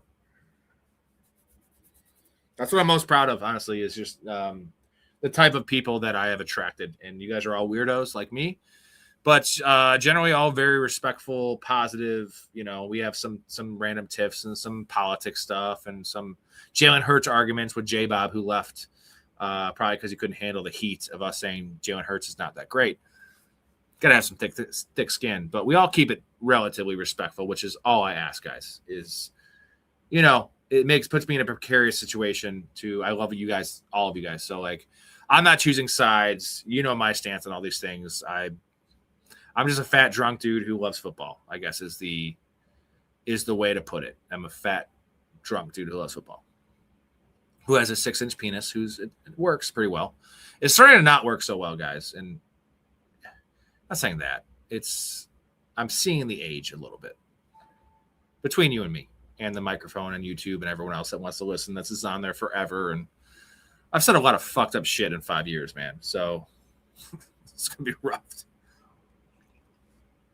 I told my wife, because the wake we went to was her good friend's brother, who was 49, kind of a lot like me. He seemed like a really great guy, and just like that, casually throwing him a great guy. Just a fun guy, right? That loved life, and he died at 49 of a heart attack. Partier, whatever, but good dude. And, you know, all the pictures and videos and shit, I was like, you know what you're going to have? Like, because she's younger than me, and, you know, women live longer than men. I was like, you're going to have, like, literally thousands of hours. You could hang out with me on YouTube after I go. Hopefully it's not for 30 years. I'm 38, so I'll take 68 right now. How about 69? I want to die at 69, guys.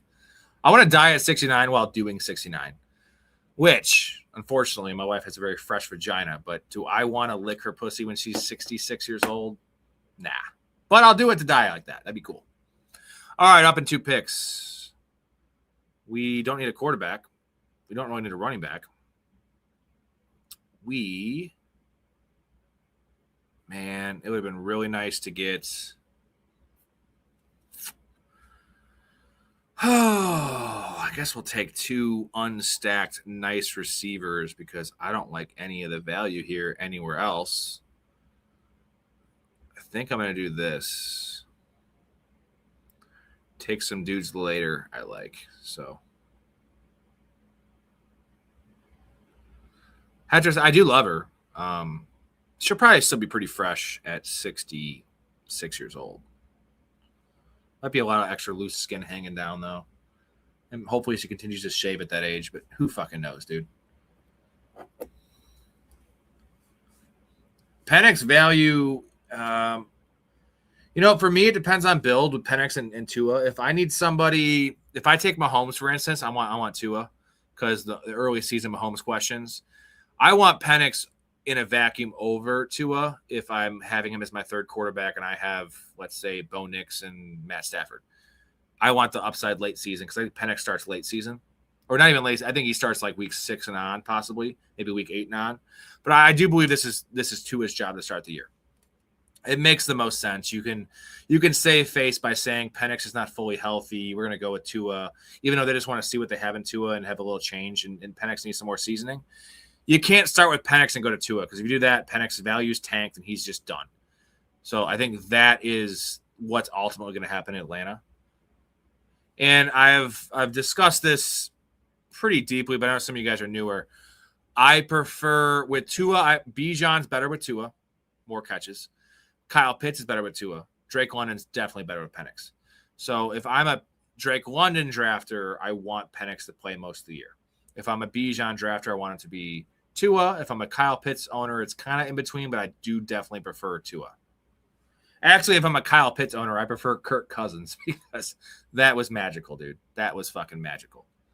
That was, God, Kirk Cousins is a tight end fucking kingmaker, man. Kingmaker. What's happening here? That French animal bit my ear off!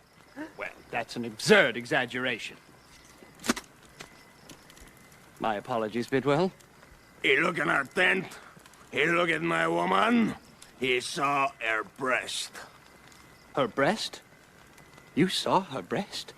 I'll say it before and I said it again. Any man who look on her will die.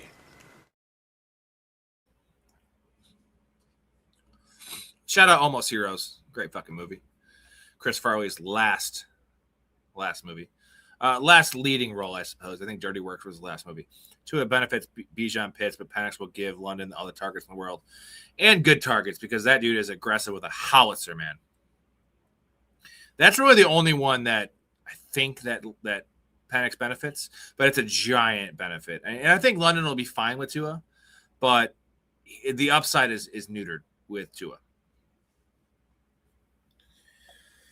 I can't do draft grades after this, guys. I am fucking fried. So we will try it again in the Discord after this. Post your team in the Discord in this draft, and I will after I eat. I have to eat some food. I've eaten like a bird today, and I'm a fat dude, and I drank a lot.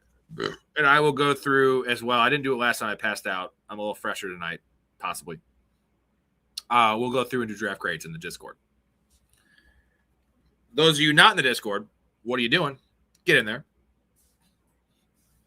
Join the community. Join it. Penix is still available, man. Fuck my life.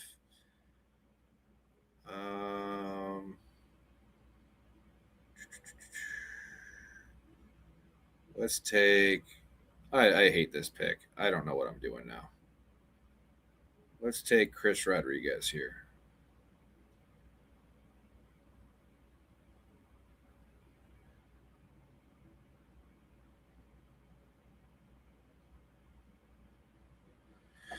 Should have taken Kincaid, but just taking some good players I think are good. Great value there with Penix.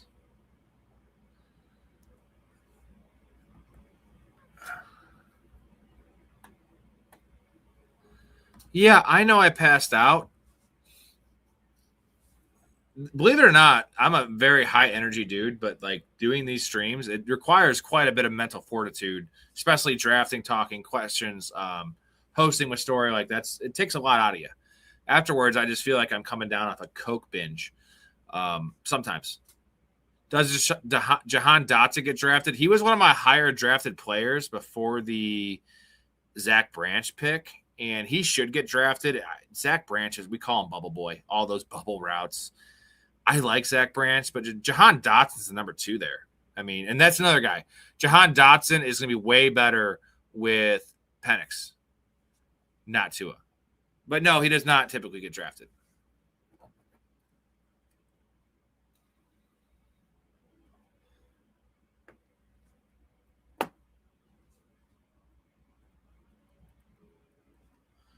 All right, I got to get this draft in order here. I got a little distracted, and my last 2 picks were just not fucking good. So I got 2 names here. I love. A name here I love. There we go. I got some dudes. Whew. Last beer of the night.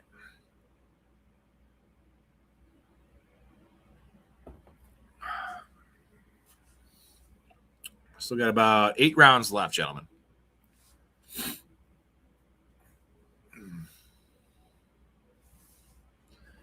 There goes Worthy. Look at Lemon. Lemon drafted in the fucking 9th round. What are people doing? Why? Who took him? It's nobody I know, because I would have just filleted you for that. 650 yards over under on Vegas, guys. So if you like Lemon, don't draft him. Just bet $1,000 on his over, because he can hit that over and still bust. He needs about 800 plus yards receiving to fucking meet his ADP. So it's a win-win. You miss on him in fantasy, but you win $1,000. Or if you play in fantasy leagues, you don't you bet on the over. It goes under, but you avoided that fucking landmine that's going to be Mekhi Lemon in fantasy. Just a thought. It's kind of how I like to operate. We have 2 guys in our queue. Dalton Kincaid win, of course. Fuck my life. But we'll take a couple guys. And there goes Jalen Coker. Who did that? It's a random. Fuck you taking Jalen Coker, you piece of shit. You piece of fucking dog shit. And this motherfucker right before me has 2 wide receivers. He has fucking 5 running backs and 4 quarterbacks. You moron. Now he's going to take, if he takes Khalil Shakir, I'm going to lose my shit. I'm going to lose it. I'm going to be done. Don't do it. Don't. Concepcion. Now he's going to take fucking Shakir. I fucking know it. I'm going to be panicked. He didn't do it. Okay. So that's cool. We got that going for us, guys. So we have an option of we're going to take Shakir for sure. And I'm going to let this auto pick. And I think we're going to go with Woody Marks because we need another running back. So we are sitting with Saquon Barkley, DeAndre Swift, Chris Rodriguez, and Woody Marks at running back. We have CeeDee Lamb, DJ Moore, Marvin Harrison, Alec Pierce, and Khalil Shakir at wide receiver with Mark Andrews at tight end. Way ahead of ADP with no correlation. Not a good pick. God damn it. It should have been Dalton Kincaid, honestly. Fantasy Dog. Thank you, buddy. We're at 14 likes. That's pretty good for a late night stream like this. And then I go, turn over to Flock Fantasy, and the motherfucker has 450 likes and 1,000 people watching his stream, which is just wild to me. I mean, he's got all the gizmos and gadgets. I'll give you that. But he's not entertaining anyone at all. Like, what's he going to entertain you with? If you look at this guy's, 7 through 9, and you multiply that by pi, you get yourself a wide receiver too. It's awesome. Awesome analysis, man. But does it actually help me? Does it make me laugh? I could run the numbers myself, bro. There goes Stephon Diggs, Deshaun Watson. Dakota's not in this draft, but he would be. Peanut took him. Wow. It might as well take a 4th quarterback, right? I think Flock watches football. I think that the fantasy football counselor does not watch football. I know that, which is the funniest thing about the counselor is he tells you all the time to draft all these rookies. I know for a fact he doesn't watch college ball because I don't try to lie and tell you I watch college ball. I watch the film when they're coming into the draft, but I'm not a rookie guy. And I have guys, Storey and Mouth and guys that come on to do my analysis for me.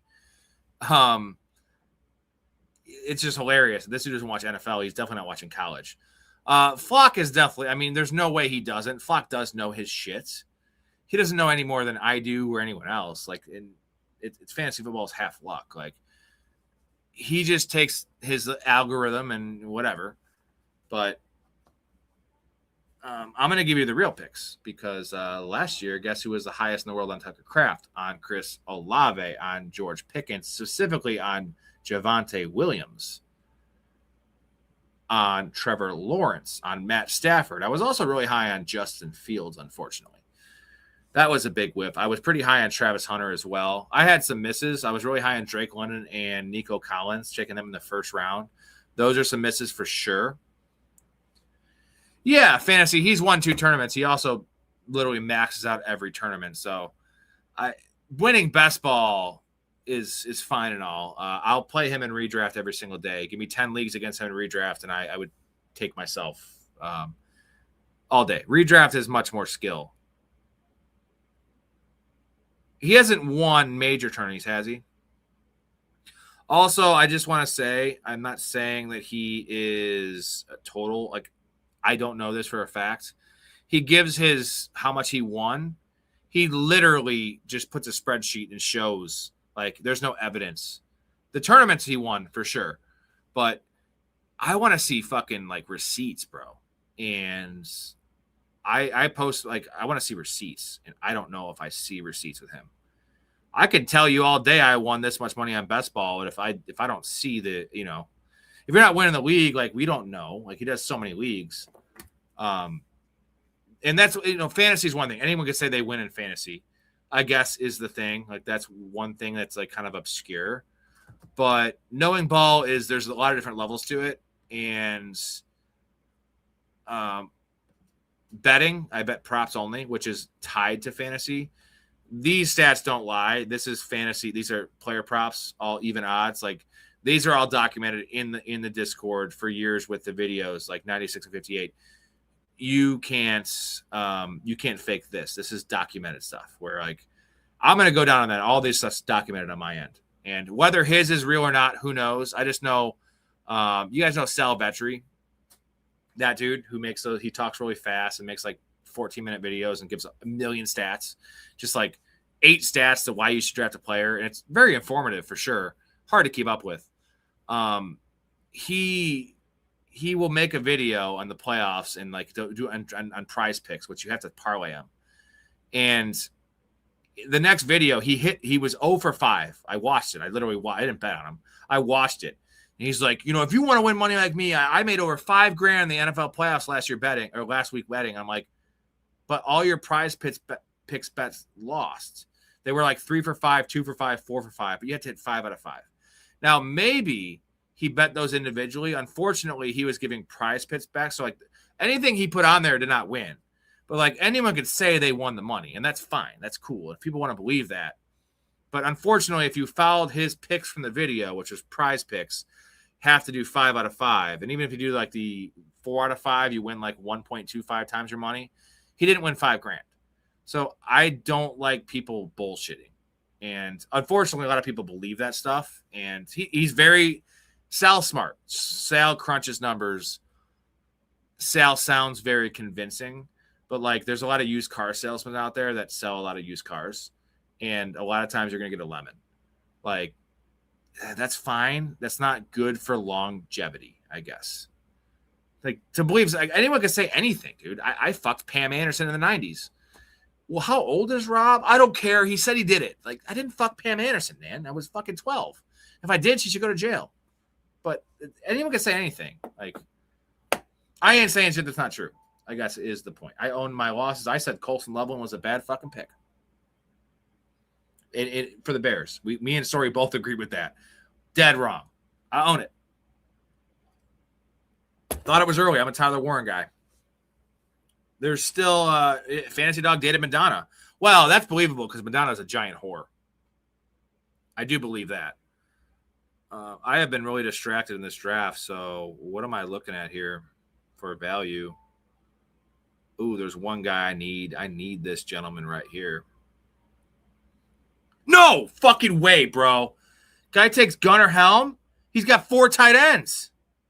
Dude, you fuck. You moron. This team's so bad. I was very distracted. Man, what the fuck? So, okay. I guess we're going to take receivers that don't correlate worth shit on our team. Dude, I have to take Chris Brazzell. Can I even find Chris Brazzell? Fuck it. I'm just going to take...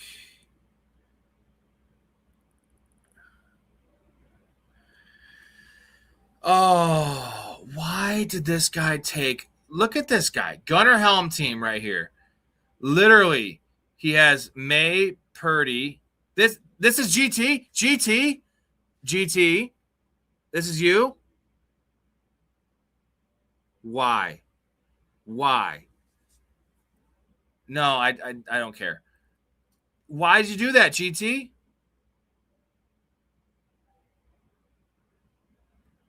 He has Kittle? Dude, GT, you had Kittle. Why didn't you take Tunges? Kittle, Kelsey, Juwan Johnson, Gunnar Helm. You don't need Gunnar Helm. I need Gunnar Helm. You need Tunges. Let's trade. We can't trade, but yeah, I have the first pick. My team's bad. It's not great. No excuse, though. I've done this so much. There's no excuse because I'm hosting, talking. I'm being a little more entertaining this show because I'm hammered and it's late. GT. Why didn't you take Jake Tunges, man? Why'd you take a 4 tight end? And why was it Gunnar Helm? Man, I needed that pick. I needed that pick so bad. Damn it. Upset.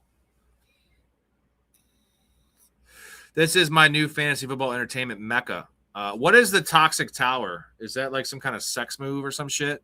I've heard about the Dirty Sanchez. Is that like a new Dirty Sanchez? GT, I'm going to spank you. I love you. I'm going to spank you for that.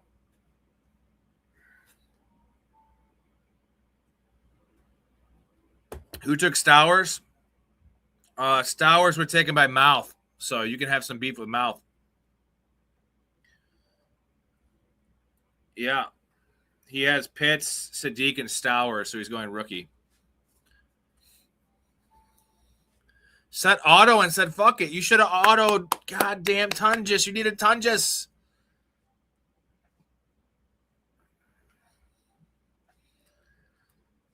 Just so you know, GT, I love you to death.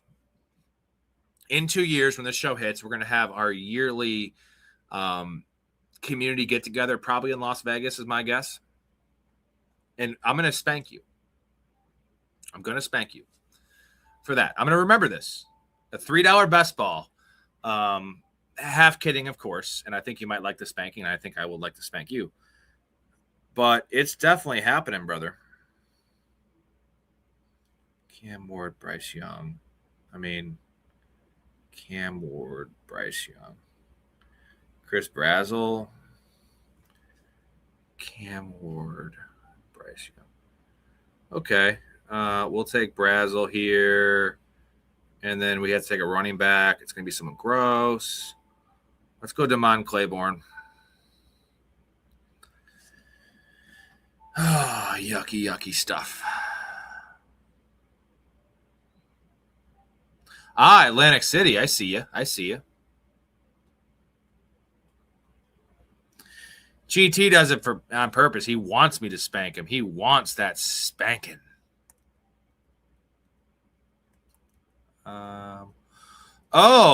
Toxic Tower. It's an entertaining best ball stream. Okay. Now you're speaking my language, buddy. I could take them, though. In terms of drafting, I mean, this team isn't a reflection of that. But in terms of entertainment, you know what? We can all coexist together, I think, is the best answer.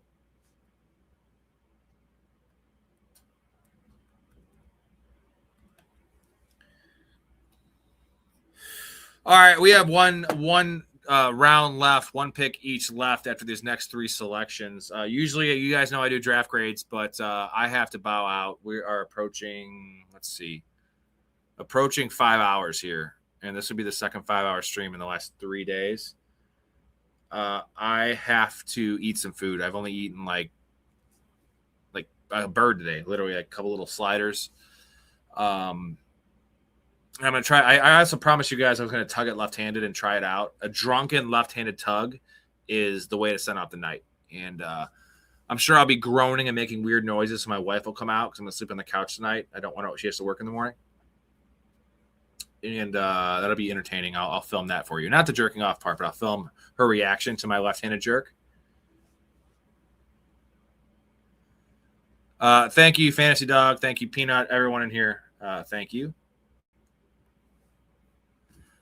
I'll give you a quick look through Mouth. Unfortunately, I'll do for Mouth, for who's the biggest donator on the channel.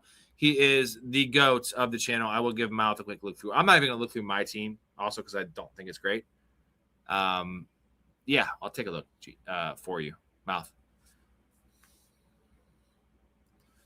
No sleep. I'm fine without sleep. I mean, like I said, I can sleep in whenever I want now. My dogs do wake me up, but.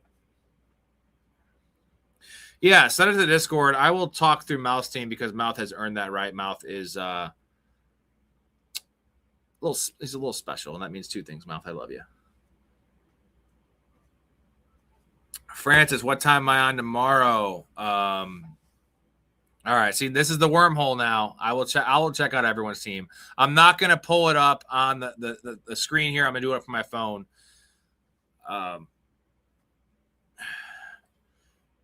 We're on 10 p.m. tomorrow, Fantasy. 10 p.m. Central tomorrow. That is me and the Chaz. He has not been on for a little bit. He actually was on last week, but he wasn't on for a month before that. He just graduated Kentucky. Super smart young gentleman. And we are – what the hell? Who has taken my players? So we're going to take Skylar Bell, I suppose. We're doing ADP versus Vegas odds. So Vegas player props versus ADP. I have about 16 names and 16 things that don't mesh, whether we like the player and hate the line that Vegas is giving or vice versa.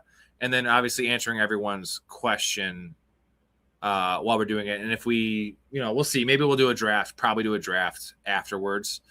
But 10 p.m. Central for that show tomorrow. And then same thing on Saturday, 10 p.m. Central with Big Ray for an open bar show where anything goes. We don't just talk fantasy football. We talk life. We talk movies. We talk sex. We talk whatever you want. Nature, AI centers being built, taking all our water.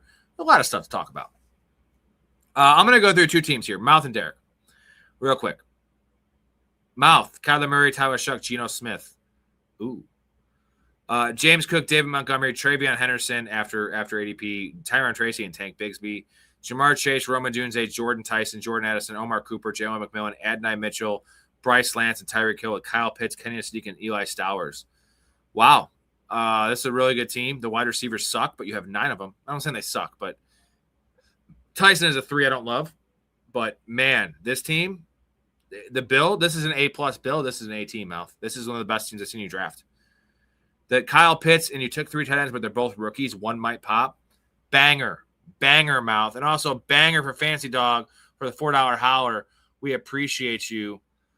I mean, I guess Hetzer, I'll grade everyone's team, I guess. This is the wormhole. You know how it is. The wormhole is going to happen. All right. I will show everyone how much I love you. I can't do that. I'll get fucking kicked off YouTube. Derek's team, Mouth, this team's awesome. Derek with a 3-5-10-2. I'm just going to read it off to you. I don't want to have to pull it up. That takes more time. I got you. I will do it. Mouse snipe my stat. Okay, so Derek, Jalen Hurts, Malik Willis, Jacoby Brissett, JT, Devon A-Chain, Bayshell Tootin, Kenneth Gainwell, and Nick Singleton. I fucking love this running back room as well. Devonta Smith, T. Higgins, Josh Downs, Ricky Pearsall is his 4, Stephon Diggs, Antonio Williams, Brandon Ayuk, Chris Bell, Darnell Mooney, and Dontavian Wicks with Tucker Kraft and Chika Conquo. It's a good team. It's a good team. I'm not going to shit on – I shit on teams if they deserve to be shit on. This is a really good team. I'm going to scroll this up at least so you can see the board a little bit, the start of the draft. So this was Sunday Thunder. Mouth had the 7th pick there if you want to look at that. Man, the wide receivers, again, same kind of situation, right? Bad. Mouth has more stacks. This is a B+. Another fucking good team. I dig it. The 10 receivers, because you have Josh Downs and Ricky Pearsall as your 3 and 4, you need the 10, and I like the 10 you took. Wicks is such a good pick as your 10th receiver. Mooney, Chris Bell, Ayuk, a shot there at Ayuk, which makes a lot of sense with a 10 receiver build. And Tucker Kraft and Okonkwo are probably fine as 2. We'll go to Hetzer's team here. Hetzer, Caleb, Sam Darnold, and Aaron Rodgers. Hetzer was picking at the 11th spot. You can see him there. Derrick Henry, Chuba Hubbard, Kyle Monunga, Isaiah Pacheco, Tyler Algier, Kalon Black, JSN, Neighbors, Luther Burden, DK Metcalf, Michael Pittman, Bernard. So you have 3 Steelers there with Aaron Rodgers, Calvin Ridley, and Keyshawn Boutte. With Ferguson, AJ Barner, and Pat Freiermuth. 4 stacks with Aaron Rodgers, JSN with Sam Darnold, Caleb with Luther Burden. And, dude, the fuck, man? These teams are all really good. I got to read my team now. God damn you. God damn it. This is a good team. Another really good team. DK as your 4. Stacked up. Sam Darnold's got JSN. Holy, and AJ Barner. My God. B+ to A. I don't fucking know. A good team. Who else am I going to grade here? Derek, Francis. Francis is 5th. I got you, Francis. Jaden Daniels, Jordan Love, Kirk Cousins, Cade Klubnik for 4 quarterbacks, but kind of made sense with only having those 2. McCaffrey, Jacobs, Dobbins, Tucker, Lloyd, Brooks. So you have 3. I will rate your team as well, Peanut. Did you draft in this, Peanut? I got you. Thank you, guys, dude. You know what? This is a nice little send-off for me. I appreciate you. So, Francis taking 3 Cowboys running backs, I don't like that. Also, if they bring in Najee Harris, they bring in Trey Benson or James Conner, like this team's cooked then. So that is my first thing I'm just gonna bring up. Olave, Terry McLaurin, Jalen Waddle, Jaden Reed, Quentin Johnson, Wando Robinson, Trey Tucker with Bowers, Gatson, and Joku. Honestly, this is a pretty good team, except for I think that you shouldn't have taken Marshawn Lloyd and Chris Brooks. If you take Braylon Allen and you take Ollie Gordon or some shit to diversify it, now we're talking, right? So that would have made it in the B range, honestly. But I'm going to go C- just because the 3 Packers running backs. But other than that, though, I do actually dig the team. And there's some correlation here. And Brock Bowers, Trey Tucker, Kirk Cousins. Like, it's just those 2 running backs. So, Peanut Punch. Joe Burrow, Trevor Lawrence, Matt Stafford, Deshaun Watson. Good call, man. The value on Deshaun Watson. Dude, I took Bryce Young at fucking pick 49. I should have just played it safe and played it in. I would have got Deshaun Watson or Tua or Penix. So I see why you took 4 quarterbacks here. Your quarterback room is going to be the best in the league. Jeremiah Love, Kyron Williams, Cam Scatterbo, Rashad White, Justice Hill, and Malik Davis. Malik Davis is kind of a pretty savvy pick. Devontae Adams, Carnell Tate, Parker Washington, Cortland Sutton, Travis Hunter, Denzel Boston, and Ted Hurst, with Goddard, Dulcich, and Gesicki, who is paired with Joe Burrow. Man, the running back room with Cam as your 4. Rashad White's a nice floor there. And the wide receiver room is my biggest issue. But it is correlated with Trevor Lawrence, with Travis Hunter. I don't like Hunter, Boston, Hurst. Like, that's risky. But the tight end room is well put together there. Dulcich is fine, and Gesicki is stacked. Love the running back room, the best quarterback room in the league. This is a B because your quarterback room is going to put up 50 points combined each week. So you just need this wide receiver room to come together because you just need 2 of these guys. That's the thing about the Superflex leagues. You can start 3 running backs or 3 receivers if you have your Superflex filled out by your quarterback. So I think you're fine with Sutton as your 4. I'm giving this a B because Sutton's a 4. I wish you had more depth at wide receiver, but I don't know where you're going to sacrifice. Probably not taking Malik Davis or Justice Hill, right? And then filling in 1 more wide receiver. But you don't need a lot at receiver because you have those quarterbacks. Like, that's going to carry your team for sure. We'll go to Jedi here, who has the highest projection. Mahomes, Jared Goff, Daniel Jones, Jahmyr Gibbs, Stevenson, Jalen Warren, Aaron Jones, Tajay Spears. He is at the 4 spot, by the way. Tajay Spears, Jordan James. Zay Flowers, Lad McConkey, Chris Godwin, Romeo Dubs, Juwan Jennings, Debo Samuel, Trey Harris, Tank Dell, and Torrey Horton. It's a pretty fucking nice wide receiver room late end. And Trey McBride to Hunter Henry. You know what? I love the fact that you took Trey McBride and you're diving on Trey McBride and you took Hunter Henry. Don't take a 3rd tight end here. Don't take even a good 2nd tight end here. You won the build. Another good team, and I don't even want to go to my team now because all these teams are fucking good. And you know what? I was really busy entertaining you guys. I do know ball, I promise. But wow, very good team. The stacking is a little light on this team, I believe, right? I think the stacking is light, is my biggest concern. You have nothing with Patrick Mahomes. So I'm going to give this a B- because the stacking is light, but I do like this team.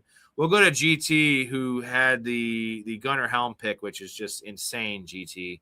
Drake May, Brock Purdy, Shador Sanders, Travis Etienne, Rico Dowdle, RJ Harvey, Brian Robinson, Emmanuel Wilson, and Kamani Vidal. The Emmanuel Wilson pick really made this room come together because, Rico, we don't know his workload necessarily. I do like Rico, but RJ Harvey, question mark, Brian Thomas, handcuff, and Kamani Vidal, backup.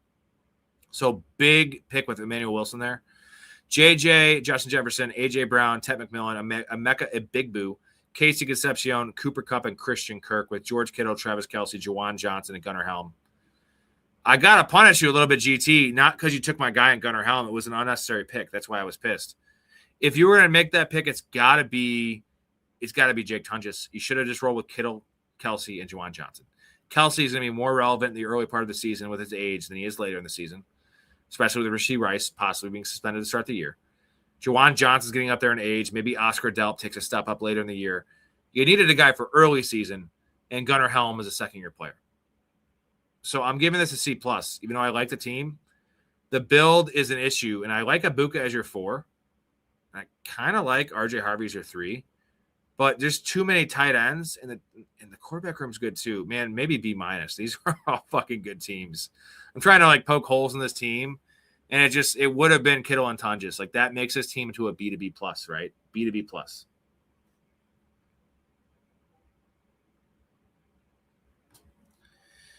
Mouth, if we know that Travis Hunter's playing on offense, do we know that? Now the value is great. I'm not going to debate that. I have not been drafting Travis Hunter personally because of the Jacoby Myers contract, because of the Parker Washington recent contract, and I love Brian Thomas.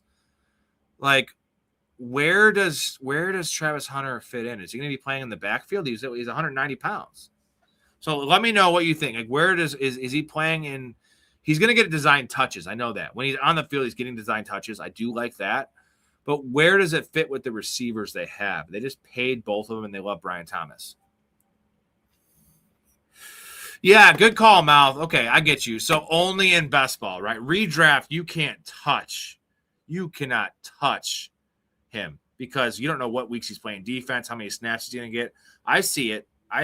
This best ball game, yeah. It's definitely more – it's more viable in best ball, and at the ADP – I do get what you're saying. Travis is a cuck. He should change his name to Adam number 22. I just don't know what they're doing there. They have a plan for him. They're not going to let us know. I don't know what they're doing. Let's go to my team here. The first pick, Josh Allen, Cam Ward, Bryce Young, Saquon Barkley, DeAndre Swift, Chris Rodriguez, Woody Marks, Dylan Sampson, and Damon Claiborne. Decent running back room. CeeDee Lamb, DJ Moore, Marvin Harrison, Alec Pierce is my 4. Khalil Shakir is my 5. Tesla, Brazel, and Skylar Bell with Mark Andrews, TJ Hawkinson, and Jake Tunges. I actually don't hate this team. The build, 3-6-8-3, the build's pretty perfect. I just think that I don't know. I wanted Gunnar Helm. I guess if Gunnar Helm is making and breaking my team is not very good. The stacks are Josh Allen with Khalil Shakir and Skylar Bell. Cam Ward is stacked with fucking nobody because everyone got fucking picked. And Bryce Young is stacked with Chris Brazel. That's why I don't like this team. This team might actually make the playoffs. This team could get top 2, but it is no way it's advancing past the fucking first round. There is just no way this team is advancing. I guess Josh Allen with Shakir and Skylar Bell. I don't know.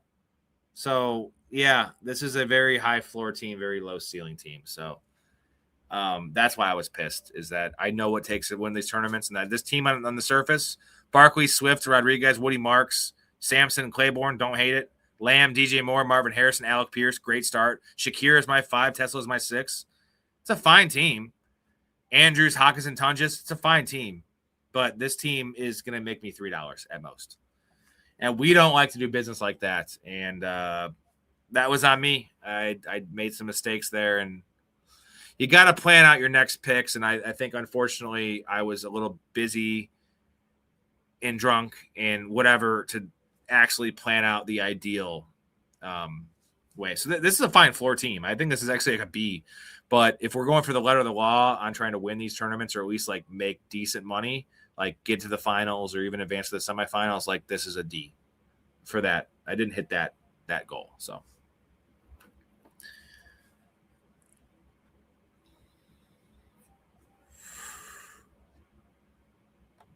take Gibbs no matter what, even in Superflex. That's what we learned tonight. I've been on this take.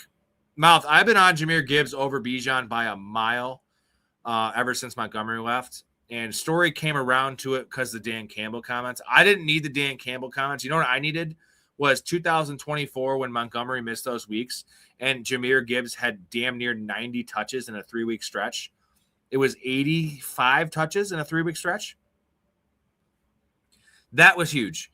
Now, it's not going to be like that now, guys, but Jahmyr Gibbs has averaged 14 carries a game for his career. What do you guys think Jahmyr Gibbs' total number, like how many touches is he going to get? So he's averaged 14 carries, 4 receptions. He's averaged 18 touches a game for his career, roughly. I think we can mark that up to 22. Do we all agree with 22 touches a week for Jahmyr Gibbs? 4 more than he's had, and he's getting all the goal line work.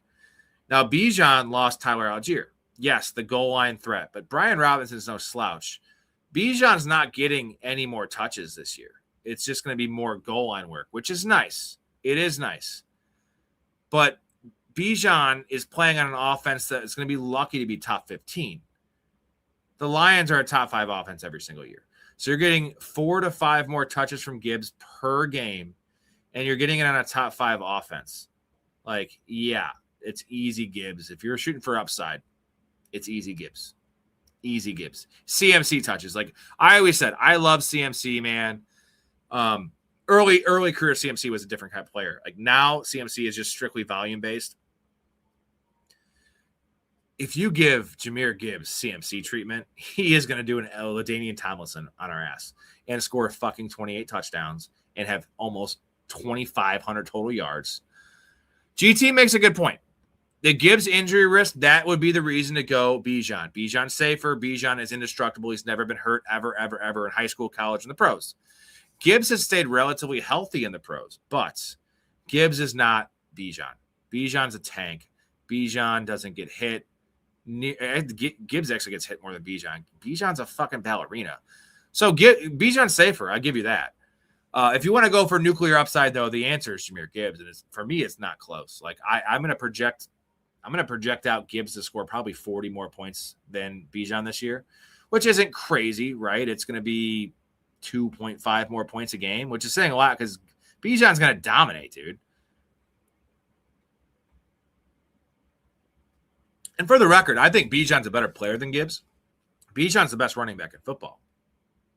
But if you look historically, these all-time running back seasons, you need a couple things. You need game-breaking speed, which both have, but Gibbs has the edge there. And you need an elite offense. You need a top 5 offense. There is no way the Falcons have a top 5 offense. I'm sorry. There's no way. The only reason Tua ever got to that point and led the league in passing was because Mike McDaniel and Tyreek Hill. I love Drake London, not Tyreek Hill. And they don't have McDonald calling the plays. Also, Tua is just not good.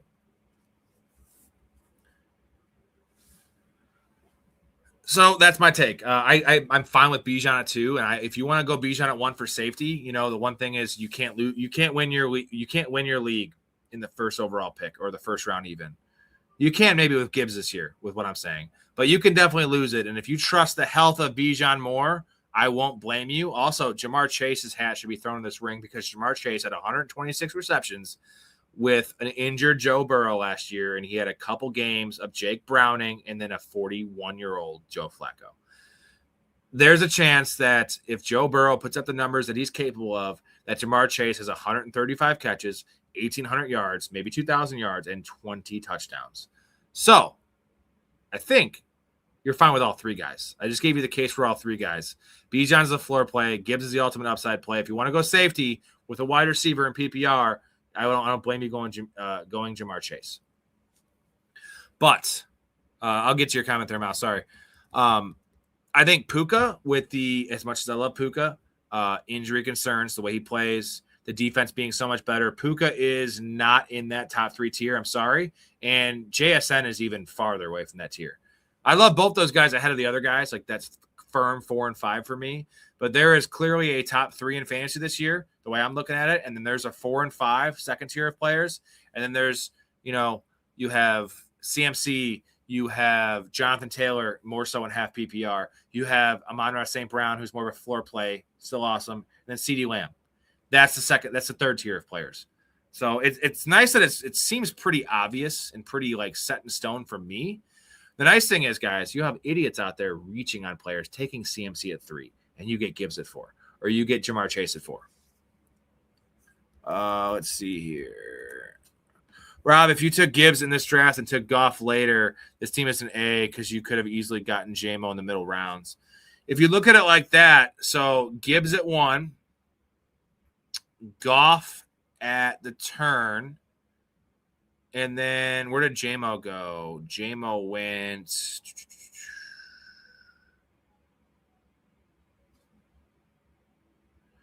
J-Mo went to 7-12, so I could have taken him at the 7-1. So it would have been Gibbs. It would have been Goff and Lamb, for instance. And then I would have taken Cam. Yeah, that's a good call, man. That's a good way to look at things.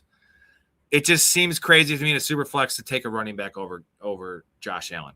And that would have been a good way to go about it. Unfortunately, I think I kind of fumbled the bag a little bit, and some of the picks didn't fall my way. I'm still going to take Josh Allen at 1 in a super flex, especially a 4 for a passing touchdown super flex when he has such a big advantage over the competition. But when you look at it like that, it would have been a better team. Like 100% the way the board fell. 100%. Usually Jared Goff, he's usually actually there. So that is a good call. So taking Gibbs and Goff, we're trying to stack and go for upside, right?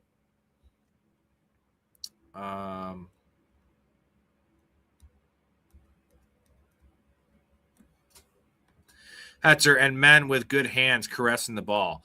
I mean, my favorite thing in the world, dude.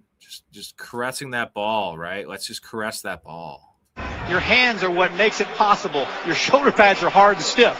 Your hands are tender and they can move and caress the ball. that's kind of gay, but hey.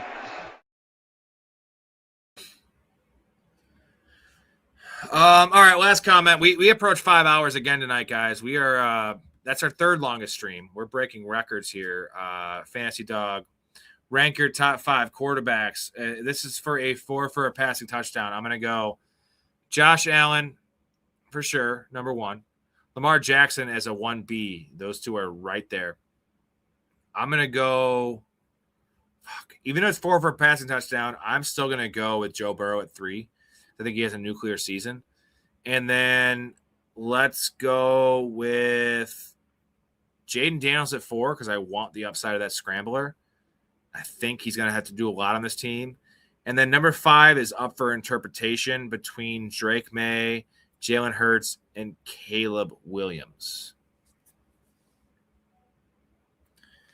It's close. Like I feel like the tier of after Josh Allen and Lamar Jackson, May, Burrow, Daniels, Hurts, those 4 are all tied.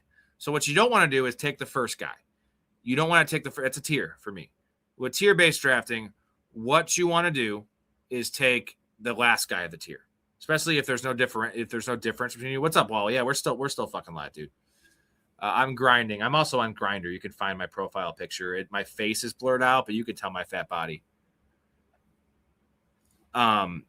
Take tier-based drafting. Take the last guy typically. Don't take the first guy in a tier. That can get you fucked. So, all right. I appreciate you guys. If you're not subscribed to the channel, subscribe to the channel. If you want to join the community, Fantasy Dog, Jedi. If you want to play fantasy leagues with us, redraft leagues. If you want this, I will draft your teams with you for you. I'm a man of the people. Go over to the website. Go to the link in the description. Join the community, guys. If you don't believe in it yet, give it a little more time. Trust all these guys in here. They're all in here. All the guys, Derek, Mouth, Hetzer, Blake, all the people in here. Wally, shout out Wally. Ask them. Do you regret giving Rob $10 a month? I don't think they do. Maybe they do. Who knows? Maybe in a charity case. But yeah, would really appreciate it too. Keep the show going strong. Keep me on here 4 hours, 5 hours a night because I got this year, guys. I'm going to make this work this year. We'll see how it goes. We'll see how it finishes off. But I need every single one of you guys to, be on board. Be on board. Help me out. Join this awesome group of characters and get the knowledge. Make some goddamn money. If you bet on sports, bet on football especially, let's go, man. We're giving out money. We made a lot of money last year. We made a lot of money the last 5 years. All right, I really have to go though. We're over 5 hours here. I am drunk. I am tired. I am hungry. Also have to try out my left hand for tugging. So we like to do that. All right. I'm out. Second sign off of the night. And tomorrow night, again, reminder, 10 p.m. Central with the Chaz. Gonna be a great show. ADP versus Vegas odds. You want to tune in for that one, or at least watch it back after it's done. A lot of good nuggets in there for you guys. Love your life. Stay positive. And number one, respect each other. Just respect everyone. I'm out. You just seem like a good dude. I thought I'd see if you wanted to grab a beer, that's all. I'm glad you called. We get home safe, Pistol. You got it, Jobin. I'm sorry, what? Nothing. Oh, what'd you say? I don't know.